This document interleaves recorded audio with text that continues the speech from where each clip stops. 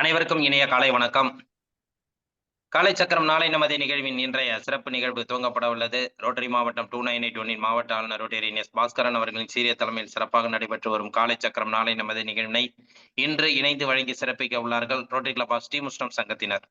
Rotary club of Srimushnam சங்கத்தின் உதவி ஆளுநர் ரோட்டரியன் தாசன் அவர்களுக்கும், ரோட்டரி கிளப் ஆஃப் ஸ்ரீமுஷ்ணம் சங்கத்தின் தலைவர் ரோட்டரியன் ரவிசுந்தர் அவர்களுக்கும், செயலாளர் ரோட்டரியன் குருராஜன் அவர்களுக்கும், பொருளாளர் ரோட்டரியன் ரவிச்சந்திரன் அவர்களுக்கும் மற்றும் அவர்களது சங்க உறுப்பினர்கள் அனைவருக்கும் இந்த காலை வேளையிலே வாழ்த்துக்களையும் வரவேற்புகளையும் தெரிவித்துக் கொண்டு, நிகழ்ச்சியின் முதல் நிகழ்வாக ரோட்டரி வணக்கம் மற்றும் வரவேற்புரை நிகழ்த்த ரோட்டரி கிளப் ஆஃப் ஸ்ரீமுஷ்ணம் சங்கத்தின் தலைவர் ரோட்டரியன் ரவிசுந்தர் அவர்களை அன்புடன் கேட்டுக்கொள்கிறோம்.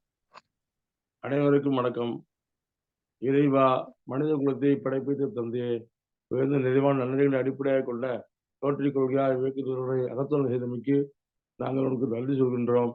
உண்மையான ரோட்டரி மெய்ப்பொருளை ஆழமாக எடுத்துக்கொள்ளவும், அனைத்து மக்களுடைய தன்னம்பிக்கையும் அமைதி நிலைநாட்டி ஓய்வின்றி உழைக்கவும், நிறம், சமயம், தேசம் என்ற தடைகளையும் பாகுபாட்டையும் நீக்கவும், பொருளாதார சமய தடைகளை களையவும், மேலும் மாநிலத்தின் புனிதத்தையும் தொழிலின் மேன்மையும் முறையாக புரிந்து கொள்வதன் மூலம் எல்லா மனிதர்களும், எல்லா குடும்பங்களும், எல்லா நாடுகளும் நட்புடனும் தோழமையுடன் வாழ்ந்திட உன் புனிதமான திருவிழை சுற்றி ஒன்று கூடி மெய்யான படைப்பால் நீயே என்ற புகழ்ந்திட எங்கள் ஒரே உண்மையான நிரந்தரமான எல்லோரும் விரும்புகின்ற தந்தையே, இங்கே குடியுள்ள ரோட்டில் எங்களுக்கு உதவி செய்யும்படி உன்னை இறைஞ்சுகின்றோம்.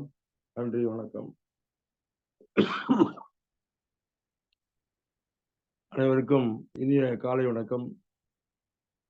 பாசமிகு நண்பர் யூனியன் ஆளுநர் பாஸ்கரன் அவர்களை அன்போடு வரவேற்கின்றோம். 22 உதவி ஆளுநர் நண்பர் தாசன் அவர்களை அன்போடு வரவேற்கின்றோம். நம்முடைய காலச்சக்கரத்தின் பிரதான மூலகர்த்தா நம்முடைய குணபால் நஜி அவர்களை அன்போடு வரவேற்கின்றோம்.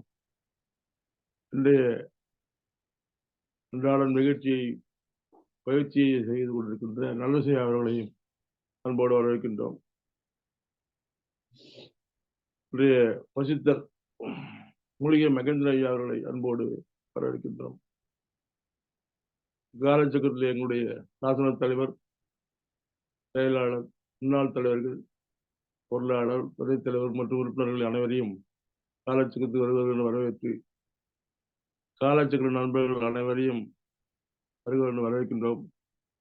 காலை பொழுதிலே அனைவருக்கும் வணக்கத்தை கூறி, சகனா பவது சகனோ புனர்து சக வீர்யம் கரவாவகைஹி தேஜஸ்வினாவஜீதமஸ்து மா விஸ்விஷாவகைஹி.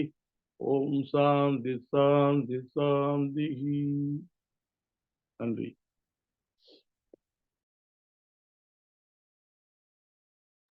நன்றி நன்றி ஐயா.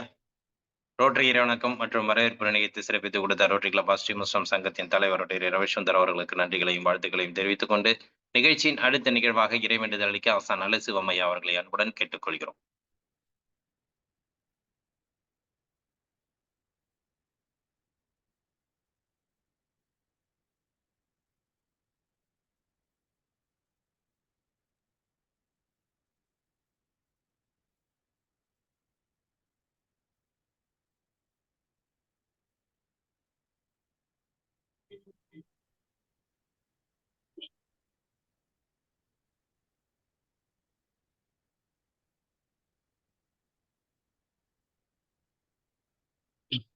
அனைவருக்கும் இனிய காலை வணக்கம்.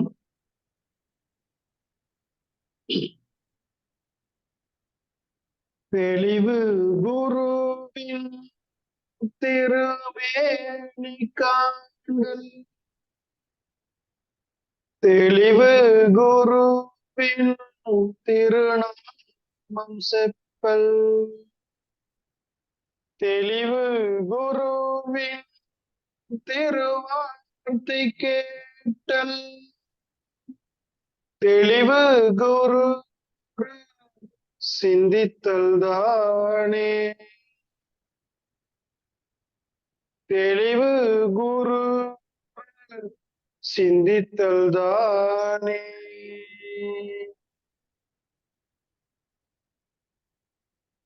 நன்றி நன்றி ஐயா. அடுத்த நிகழ்வாக அடிப்படை வணக்கம்.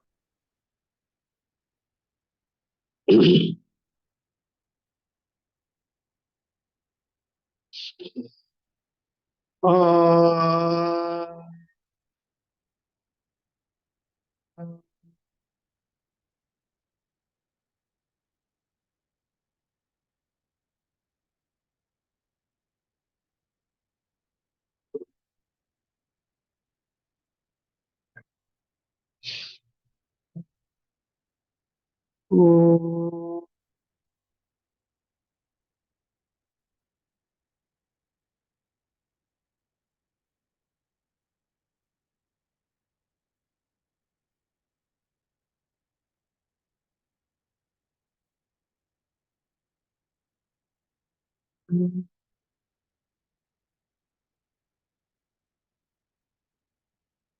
ம்.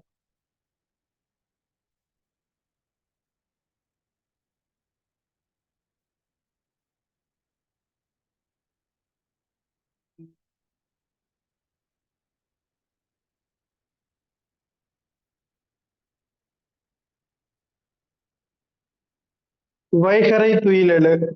அன்னைக்கு வணக்கம். தந்தைக்கு வணக்கம். ஆசான் அவர்களுக்கு வணக்கம். வைகறை துயிலெழு. அன்னைக்கு வணக்கம். தந்தைக்கு வணக்கம்.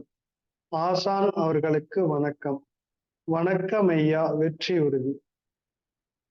தன்னை சூழ்ந்ததறி வெற்றி உறுதி. வணக்கம் ஐயா, வெற்றி உறுதி. தன்னை சூழ்ந்ததறி வெற்றி உறுதி.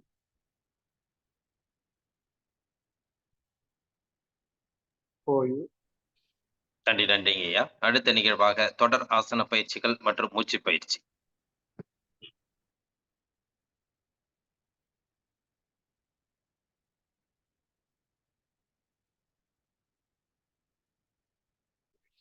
கால்களை நேரா நீட்டிக்கிறோம்.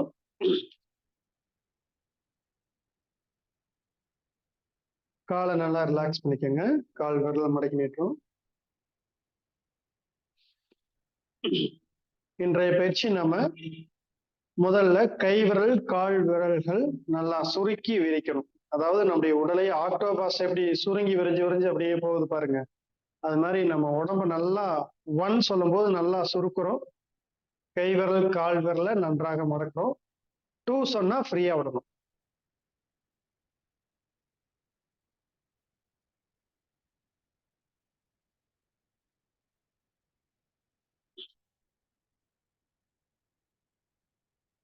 ஸ்ட்ரெயிட்டா படுத்துருங்க. உடல் வந்து நல்லா தளர்வா வச்சுக்குங்க. எந்தவித இறுக்கம் இல்லாம இருக்கணும்.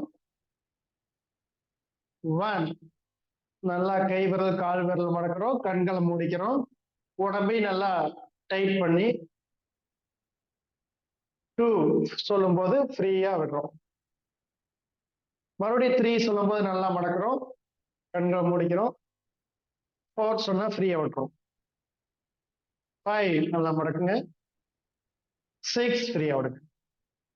7 8 9 10 11 12 13 14 15 16 17 18 19 20.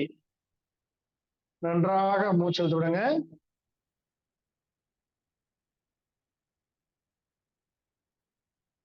நல்லா ஆழ்ந்து மூச்சல் விடலாம்.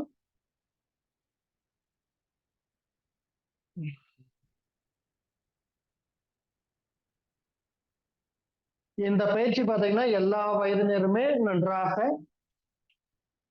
செய்ய முடியும்.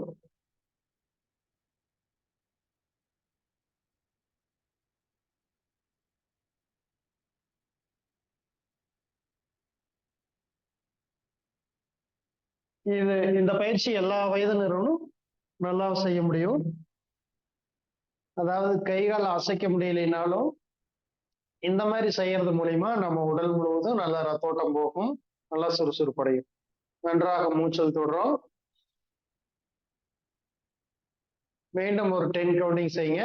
1 நல்லா மடக்குங்க. 2 ஃப்ரீயா விடுங்க. 3 நல்லா மடக்குங்க. 4 ஃப்ரீயா விடுங்க. 5 நல்லா மடக்குங்க. 6 ஃப்ரீயா விடுங்க. 7 நல்லா மடக்குங்க. 8 நல்லா ஃப்ரீயா விடுங்க. 9 நல்லா மடக்குங்க. 10 ஃப்ரீயா விடுங்க. நன்றாக மூச்சல் தொடுங்க.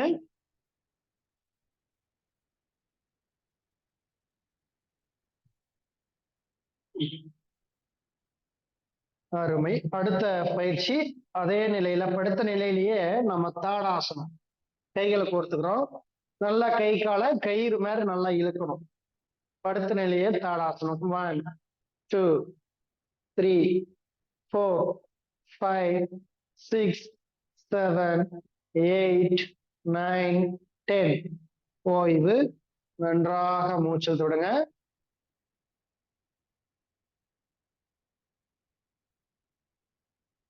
நல்லா ஆழ்ந்த மூச்சு தொடுங்க.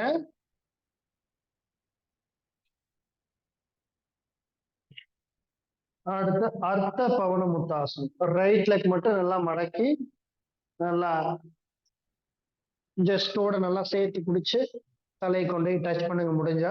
1 2 3 4 5 6 7 8 9 10. ஓய்வு. நன்றாக மூச்சு தொடுங்க.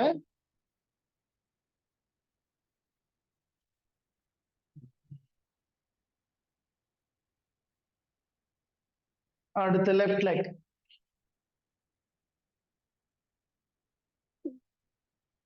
One, two, three, four, 5 6 7 8 9 10. ஓய்வு.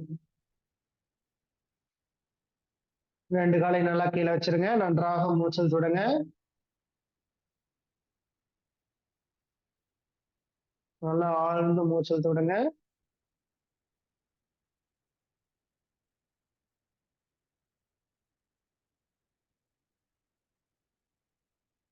அடுத்து பெடல் ஆசனம். அதாவது நம்ம அந்த சைக்கிள் பெடல் அமுத்துறதுக்கு காலை தூக்கி கொண்டுட்டு வர மாதிரி பொசிஷன்ல அப்படியே தூக்கி வச்சுக்கிறோம். பெடல் பண்ணி ஒண்ணு ஆசைப்படுவீங்களா இருக்குது? சரி, பெடல் பண்ணுங்க. சைக்கிள் பெடல் பண்ற மாதிரி பண்ணுங்க. 1 2 3 4 5 6 7 8. ஆப்போசிட் அப்படியே சுத்துங்க. ரிவர்ஸ். சைக்கிள்ல நாம ரிவர்ஸ் போக முடியாது, ஆனா பயிற்சி பண்ணும்போது நாம ரிவர்ஸ் போலாம். ஓய்வு. ஓய்வு. நன்றாக மூச்சு விடுங்க. காலை கீழே இறக்கிறோம். நல்லா கீழே இறக்கிட்டு நல்லா மூச்சு விடுங்க. அடுத்து பெடல் ஆசனம். ஆசனம் என்பது அசையாமல் செய்யறது பேர் தான் ஆசனம். இப்போ காலை மேல தூக்குறோம். அப்படியே கால் முட்டிய நல்லா மடக்கிறோம். எல் பொசிஷன் இருக்கணும்.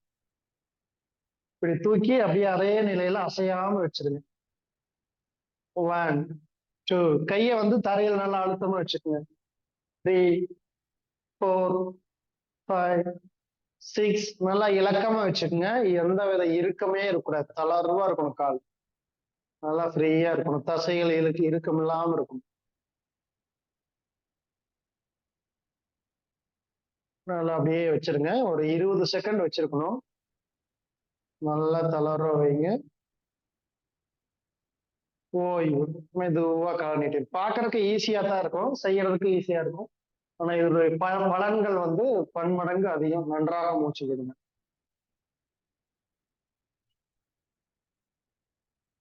லெஃப்ட் காலை மாத்திக்கங்க. Left leg.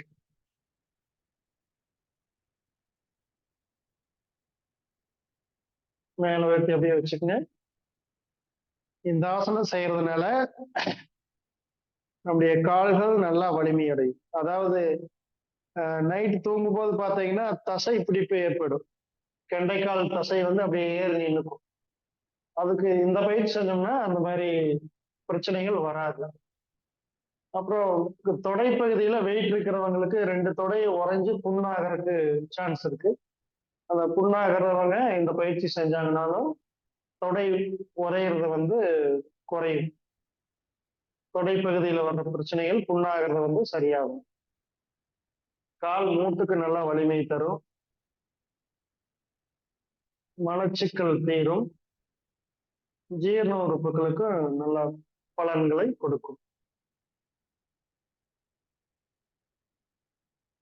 விளையாட்டு துறையில் இருக்கிறவங்க எல்லாம் வந்து பயிற்சி பண்ணிட்டு ரிலாக்ஸேஷனுக்கு இந்த பயிற்சி தான் செய்வாங்க.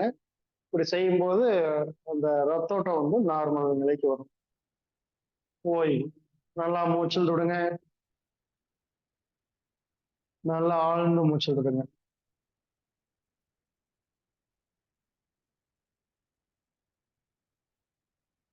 இப்படி படுத்த நிலையிலேயே கத்திரிக்கோள் ஆசனம். கைகள் அப்படி சைடுல வச்சு தரையை நல்லா அழுத்திக்கங்க. கால் வந்து கத்திரிக்கோள் மாதிரி ரைட் லெக் எடுத்து மேல வச்சு லெஃப்ட் சைடு கொண்டு போகும்.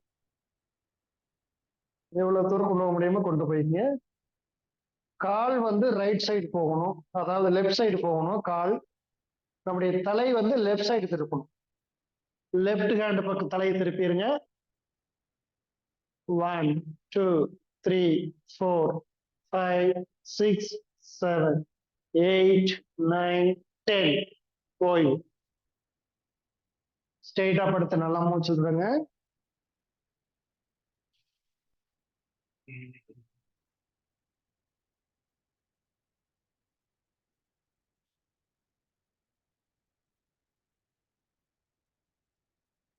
லெஃப்ட் லெக் எடுத்து மேல வச்சுக்கணும். ரைட் சைடு கொண்டு போங்க. லெஃப்ட் லெக் ரைட் சைடு கொண்டு போறோம். நம்முடைய தலையை வந்து லெஃப்ட் சைடு திரும்புறோம். 1 2 3 4 5 6 7 8 9 10. ஓய்வு. ஸ்ட்ரெயிட்டா படுத்துருங்க. நன்றாக மூச்சு விடுங்க.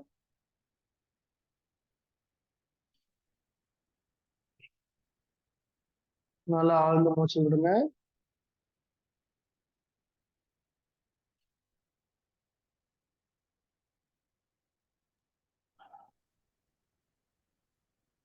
பவனமுக்தாசனம். 2 காலையும் மடக்கி டச் பண்ணுங்க.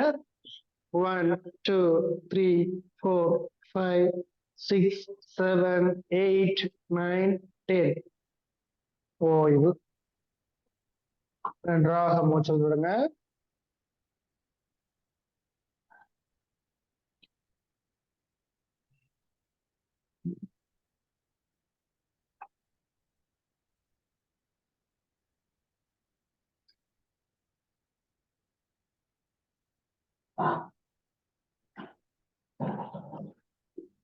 யா இப்போ நம்ம உருளாசனம். இந்த கோயில்ல நம்ம அங்க பிரதர்சனம் பண்றோம் இல்லைங்களா, அது அதாவது மாதிரி நல்லா ரைட்டு லெஃப்ட் நல்லா உருண்டுகிட்டே போகும். கவனிங்க. நல்லா காலை கையை சேர்த்து வச்சுக்கிறோம். நல்லா அப்படியே குப்புற படுக்கும் போது நெத்தியும் டச் பண்ணணும். காலு நல்லா உடம்பு டச் ஆகும். மறுபடியும் அப்படியே பிறண்டு சைடுக்கு வரும். மறுபடியும் அப்படியே குப்புற படுக்கிறோம். ரைட் ஹேண்ட் கீழே வந்துருச்சு. அப்படியே மறுபடியும் மலாக்கு படுக்கிறோம். இப்போ லெஃப்ட் ஹேண்டு இங்க கீழே வந்துருச்சு. தரையில் நல்லா டச் ஆயிரும். குப்புற வரும். அப்படியே உங்க மேட் இருக்கிற நீளத்துக்கு லெஃப்ட் ரைட் நல்லா உருண்டுக்குங்க. உருளாசனம். நல்லா தசைகள் வந்து தரையில் நல்லா படணும்.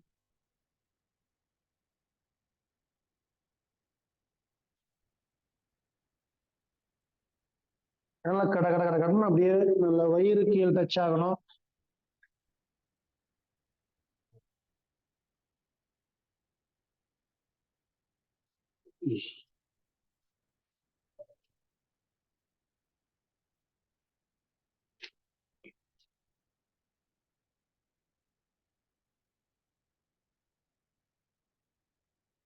நல்லா உருளுங்க, நல்லா உருளுங்க. நல்லா உடல் வந்து தரையில் நல்லா படட்டும். அப்படியே லெஃப்ட் சைடு ரைட் ஹேண்ட் கீழே அப்படி ஊனி ஒன் சைடா திரும்பி எந்திரிச்சுக்கோருங்க.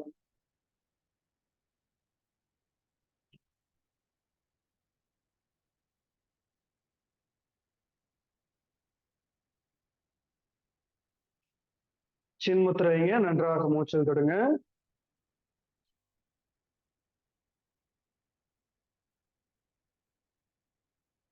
நல்லா ஆழ்ந்து மூச்சு விட்டுடுறோம்.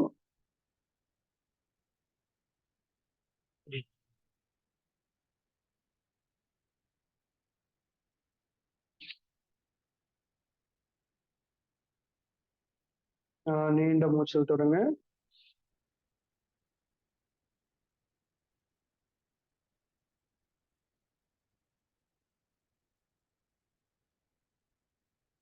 அப்படியே ஊஞ்சல் ஆசனம். காலை அப்படி பிடிச்சிருங்க. கவனமா செய்யணும். தலையை கொண்டே அடிச்சிடக்கூடாது. தலை இப்படி நல்லா குறுக்கி வச்சுக்கணும். ஷோல்டர் தான் போய் கீழே டச் ஆகணும். தலை கீழே டச் ஆகக்கூடாது. இல்லைன்னா படுத்து கூட செய்யுங்க. படுத்து எழுந்திரிச்சு வாங்க. ஐயா ஸ்டார்ட் பண்ணிட்டாரு. 1 2 3 4 5 6 7 8 9 10. ஓய்வு. நன்றாக மூச்சில் தொடங்க.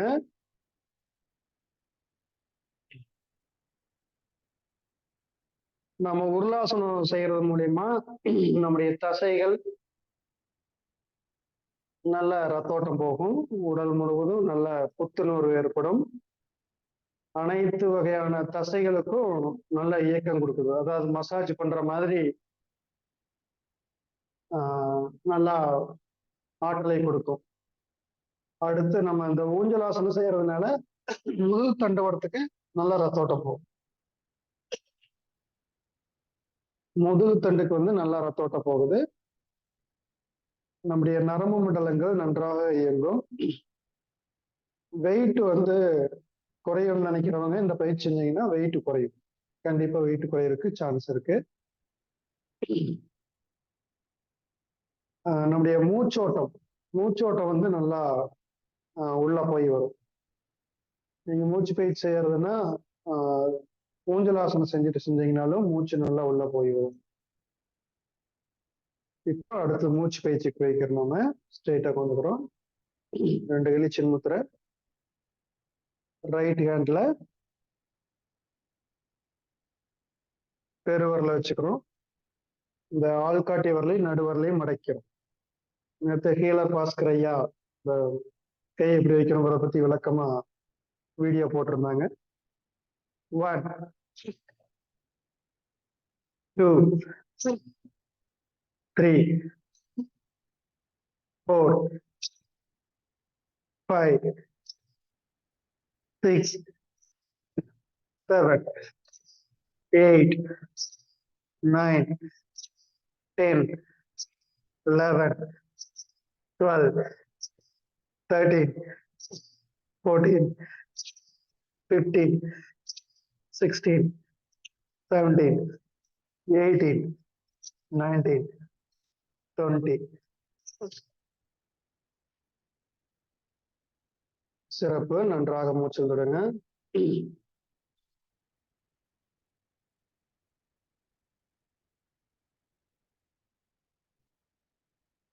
அடுத்து மோதிரம் வச்சுக்கிறோம். வலது நாசி வழியா மூச்சை விடுறோம். 1 2 3 4 5 6 7 8 9 10 11 12 13 14 15 16 17 18 19 20. நன்றாக மூச்சை கவனிச்சு மெதுவா மூச்சு தொடங்க. பயப்படாம செய்யுங்க. சின்ன கிருகிருப்புக்கெல்லாம் நம்ம பயந்துகிட்டு செய்யாம இருந்துடக்கூடாது. பயம் இல்லாம எத்தனையோ கெட்ட விஷயங்கள் செய்யறோம். விஷம்னு தெரிஞ்சு ஐஸ்கிரீம் சாப்பிடுறோம். விஷம்னு தெரிஞ்சு டீ காபி குடிக்கிறோம். இது மாதிரி விஷம்னு தெரிஞ்சே விஷமுள்ள காய்கறிகளை உண்ணுறோம் இல்லைங்களா? பாலிஷ் பண்ண செல்பாஸ் வச்ச அரிசியை நாம் சாப்பிட்டு இருக்கிறோம். அதனால இந்த பயிற்சியை செய்யறதுக்கு நம்ம பயப்படாம செய்யணும். நன்றாக மூச்சு விடுங்க.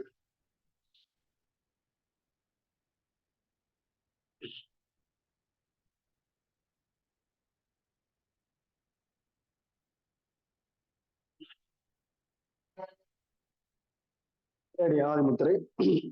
1 2 3 4 5 6 7 8 9 10 11 12 13 14 15 16 17 18 19 20 21 22 23 26 ஓய்வு மிக சிறப்பு. அப்படியே சின்ன மூச்சு கவனிங்க. மிக அற்புதமா நீங்க அந்த பயிற்சியை செஞ்சு நம்முடைய நுரையீரல நல்லா இயங்க வச்சுக்கிறீங்க. நம்முடைய சுவாச உறுப்புகளை நன்றாக இயங்க வச்சுக்கிறீங்க. நம்முடைய மூளைகளுக்கும் நல்ல அணுக்களுடைய திசுக்களுக்கு நல்ல உயிர்ப்பாற்றலை கொடுத்திருக்கிறீங்க. இந்த ஆற்றலை நாம பிரபஞ்சத்திற்கு இருந்து வாங்கி கைகள் தூக்கும் போது நல்ல பிரபஞ்சத்துக்கு இருந்து ஆற்றலை வாங்கி நல்லா எடுத்து விடுறோம். அப்படி நம்முடைய உடம்புக்கு இருக்கிற கழிவுகள் எல்லாம் வெளியே போகுது. மூச்சை உள்ள இழுக்கும் போது நம்முடைய ஆற்றல் உள்ள போகும். சரிங்களா? இந்த உள்ளே வெளியே பயிற்சியை மூச்சு பயிற்சியை நல்லா பண்ணும் போது நம்முடைய உடல் நிறைய மாற்றங்களை அடையும். அதாவது நம்முடைய உடல் கழிவுகள் நீக்கி தூய்மையான ஆற்றலை உள்ள எடுத்துக்குது. இதை தினந்தோறும் நம்ம விடாமல் இந்த பயிற்சியை செஞ்சு நம் உடலையும் மனதையும் ஆற்றலோடு வைத்துக் கொள்வோம். அப்படியே சாந்தியாச நிலையில் படுத்துருங்க. எல்லாரும் நன்றாக மூச்சு கவனிங்க. உடல் நல்லா இணக்கமா வச்சுக்கணும். இப்படி சாந்தியாசனம் பண்ணும்போது என்ன ஆகுதுன்னா நம்முடைய உச்சி முதல் பாதம் வரை சமமா பாத பித்த கபம் சமத்துவமாயி எல்லா இடத்துக்கும் நல்ல உயிர்ப்பாற்றல் இறை ஆற்றல் நமக்கு கிடைக்கும். இந்த நல்லதொரு வாய்ப்பினை நமக்கு அளித்த ரோட்டரி சங்கங்களுக்கு நாம் மனமார்ந்த நன்றியை தெரிவிப்போம். நன்றி.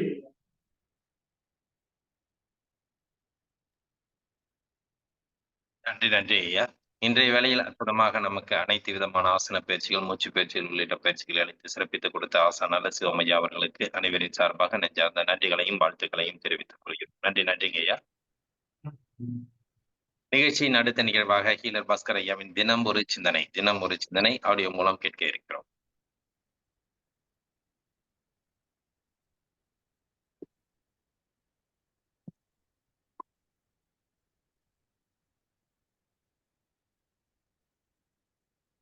காலை வணக்கம்.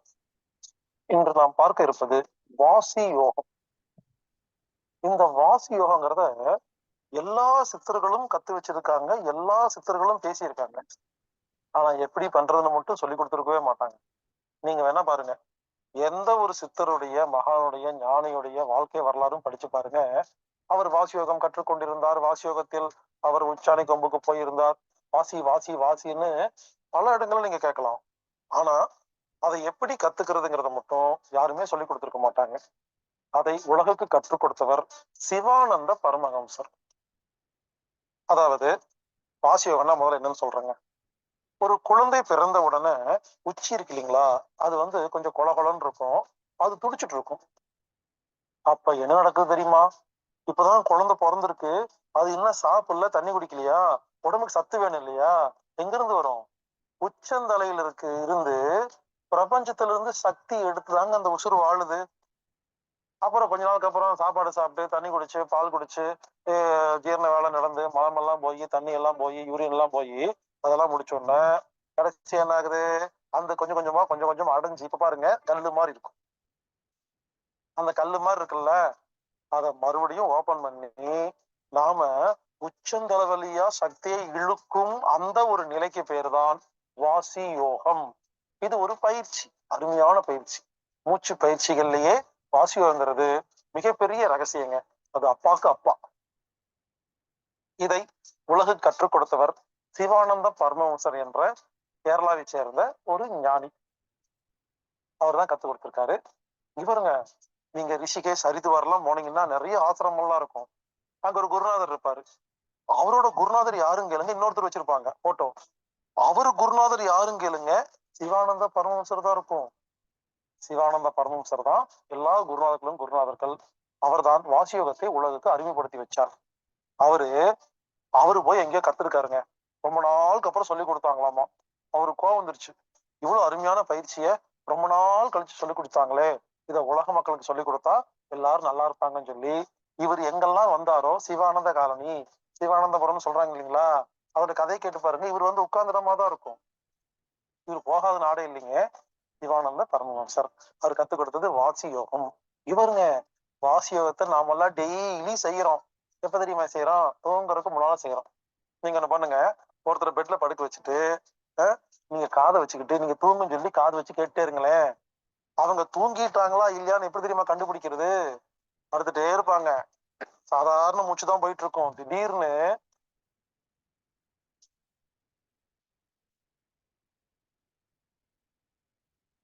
இந்த மாதிரி வித்தியாசமான சவுண்டு கேட்கும் இல்லையா, அதுதான் வாசி யோகம். அப்போ ஒவ்வொருத்தரும் தூங்குறதுக்கு முன்னால வாசி யோகம் செஞ்சாதான் தூக்கத்துக்குள்ளேயே போக முடியுங்க. யோசிச்சு பாருங்க. தூக்கங்கிறது என்ன, விழிப்புங்கிறது என்ன? விழிப்புங்கிறது எல்லாமே ஞாபகமுள்ள ஒரு நிலை. தூக்கம் என்பது நாம் யார் என்பதை மறந்த நிலை. தூக்கங்கிறது ஈக்குவலா டெத்து. நம்ம யாருமே ஞாபகம் இல்லை. அப்போ விழிப்பு நிலையிலிருந்து தூக்கத்துக்கு போவதற்கு உதவி செய்வது ஒரு வித்தியாசமான ஒரு மூச்சு. அந்த மூச்சே வாசி. நம்மள அறியாம டெய்லி செய்யறத, ஒவ்வொரு நாளும் தூங்குறதுக்கு முன்னால நாமளே ஆட்டோமேட்டிக்கா செய்யறத உட்கார்ந்து அது முறையா கத்துக்கிட்டு அமைதியா செய்யும் பொழுது ஒரு சக்தி கிடைக்கும் பாருங்க. இதற்கு பெயர் வாசி யோகம். இது ஒரு அருமையான பயிற்சி. இந்த பயிற்சிய முழுமையா கத்துக்கணும்னா சித்த வேதம்னு ஒரு புக் இருக்கு, சிவானந்த பரமஹம்சர் எழுதினது. அந்த புக்கை வாங்கி முழுசா படிச்சுட்டு அருகில் உள்ள வாசி யோகம் அப்படின்னு சென்டர் இருக்கும். இது யாரும் விளம்பரப்படுத்தினதே இல்லைங்க. சித்த வித்தை தவ ஆலயம்னு பேரு. ரொம்ப கம்மியா தான் இருக்கு. தேடி பிடிச்சு நீங்க போகணும். இது பாருங்க, சில பேர் வாசி யோகம் பேர்ல கண்டதெல்லாம் சொல்லி கொடுத்துட்டு இருக்கிறாங்க. அது எப்படி கண்டுபிடிக்கிறதுனா, சிவானந்த பரமஹம்சருடைய போட்டோவை வச்சு இவர்தான் சொல்லி கொடுத்தாரு அப்படின்னு சொல்லி மரியாதையா காசையே வாங்காம யாரெல்லாம் இலவசமா சொல்லி கொடுக்குறாங்களோ இவர்கள் மட்டுமே வாசி யோகத்தை உண்மையாக நேசிப்பவர்கள், கற்றுக் கொடுப்பவர்கள். அதுக்கு ஒரு ஃபீஸ் வச்சுட்டு 5000 10,000 கொடு, 4 முறை என்ன வந்து பாரு, நான் தான் கத்துக்கிட்டேன், எனக்கு வானத்துல இருந்து இறங்கிச்சு அதை சொன்னாங்கன்னா அவங்க பக்கத்துல போகாதீங்க. அவங்க எல்லாம் சரியில்லைன்னு அர்த்தங்க. வாசியோகம் என்பது ஒரு அருமையான பயிற்சிங்க. இந்த பயிற்சியை மட்டும் ஒழுங்கா பண்ணி கை வல்லியமாச்சுன்னா, கை வல்லியன்னு என்ன இவருங்க, வாசியோகம் கற்றுக் கொடுப்பதற்கு 1/2 மணி நேரம் 1 மணி நேரம் ஒரு நாள் இருந்தா போதுங்க. கத்துக் கொடுத்தா பத்தாது, தினமும் செஞ்சு செஞ்சு செஞ்சு அது கைவல்யம் ஆகணும். கைவல்யம் என்றால் என்னவென்றால் அது அந்த வாசியோகத்துக்கு அந்த நிலைமைக்கு போகணும். அப்படி வாசியோகத்துல கைவல்யம் ஆயிடுச்சுன்னா பசிக்கவே பசிக்காதுங்க, சாப்பிடவே மாட்டோம், தண்ணி குடிக்கவே மாட்டோம், ஆனா நல்லா இருப்பாங்க. இதுதான் வாசியோகம். வாசியோகத்தை மட்டும் ஒழுங்கா பண்ணி கரெக்டா பண்ணோம்னா சாப்பிட்டா கடுப்பா இருக்கும், சாப்பிடாம இருந்தா நல்லா இருக்கும். தண்ணியே தேவைப்படாது. ஆமாங்க, காத்துல இருந்து தண்ணி எடுத்துக்கிறோம், காத்துல இருந்து சாப்பாடு எடுத்துக்கலாங்க. இப்போ சில யூடியூப்ல எல்லாம் பார்த்திருப்பீங்க, மணலுக்குள்ள ஒருத்தர் போய் உள்ள போய் உட்கார்ந்துருவாரு, கை மட்டும் வெளியே இருக்கும், உத்தராட்ச கொட்டை எண்ணிட்டு இருப்பாரு. இந்த மாதிரி யூடியூப்ல பாக்குறீங்க இல்லையா? மணலுக்குள்ள எப்படி வாழ முடியுது? வெளியிருந்து மூச்சு காத்து எடுக்காமல் உள்ளே இருக்கும் மூச்சையே ஒழுங்கு செய்யும் நிலையே வாசியோகம். அதை கத்துக்கிட்டோம்னா தண்ணிக்குள்ள போய் உட்காந்துக்கலாம். ஆமாங்க, சுனாமி வந்துச்சு இல்ல பூகம் வந்துச்சுன்னா வாசியோகம் தெரிஞ்சா போதும், உள்ளவே உட்காந்துக்கலாம், நம்ம பாட்டுக்கு வாசி பண்ணிக்கிட்டே இருக்கலாம். 10 வருஷம் கழிச்சு யாராவது தோண்டி பார்த்துட்டு இங்க ஒருத்தர் படுத்து கிடக்க தூக்கிட்டு போயிடுவாங்க, சரி பண்ணிக்கலாம். வாசியோகம் என்பது ஒரு அருமையான பயிற்சிங்க. நான் ரொம்ப மிகையெல்லாம் சொல்லல, ஒழுங்கா வாசியோகம் பண்ணவங்களுக்கு இதெல்லாம் புரியும். வாசியோகம் என்பது ஒரு மிகச்சிறந்த பயிற்சி.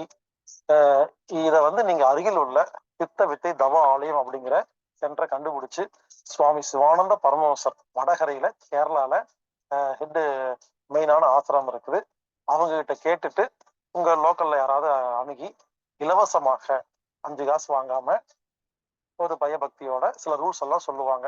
என்ன ரூல்ஸ்னா, நான்வெஜ் சாப்பிடக்கூடாது, டீ காஃபி சாப்பிடக்கூடாது, சேவிங் பண்ணக்கூடாது, சட்டு போடக்கூடாது, துண்டு தான் போத்திக்கணும், வெள்ளை ட்ரெஸ் தான் போடணும்னு சில ரூல்ஸ் எல்லாம் சொல்லி கொடுப்பாங்க. அந்த ரூல்ஸ் பிரகாரம் நீங்க இருந்து அந்த சென்டருக்கு போனீங்கன்னா உங்களுக்கு வாட்ச் யோகம் சொல்லி கொடுப்பாங்க. நானும் வாட்ச் யோகம் கத்துருக்கிறேன். ஆனா சொல்லிக் கொடுக்குற அளவுக்கு நான் இன்னும் வரல அப்படிங்கிறத சொல்லிக்கிறேன். அதனால அந்த வித்தையை கத்து நான் செய்யறதுனாலதான் நிறைய மூச்சு காத்து எனக்கு இருக்குது. அதனாலதான் ஒரு நாளைக்கு 8 மணி நேரம் 10 நேரம் தொடர்ந்து எல்லாம் பேச முடியுது. எனவே வாசியோகம் என்பது ஒரு அருமையான பயிற்சி. நான் இன்னும் கத்துக் கொடுக்கறதுக்கு அளவுக்கு நான் பண்ணலைங்கிறதுனால நீங்க அருகில் உள்ள வாசியோகத்தை போய் நீங்க பார்த்து கத்துக்குங்க. வாசியோகம் ஒவ்வொரு மனிதனும் கற்றுக்கொள்ள வேண்டிய ஒரு அருமையான பயிற்சி. வாசி கற்றுக்கொள்வோம், நாமளும் பிராணனை அதிகப்படுத்தி ஆரோக்கியமாக வாழ்வோமாக. செழிக்கட்டும் விவசாயம், சீர்படட்டும் நிர்வாகம்.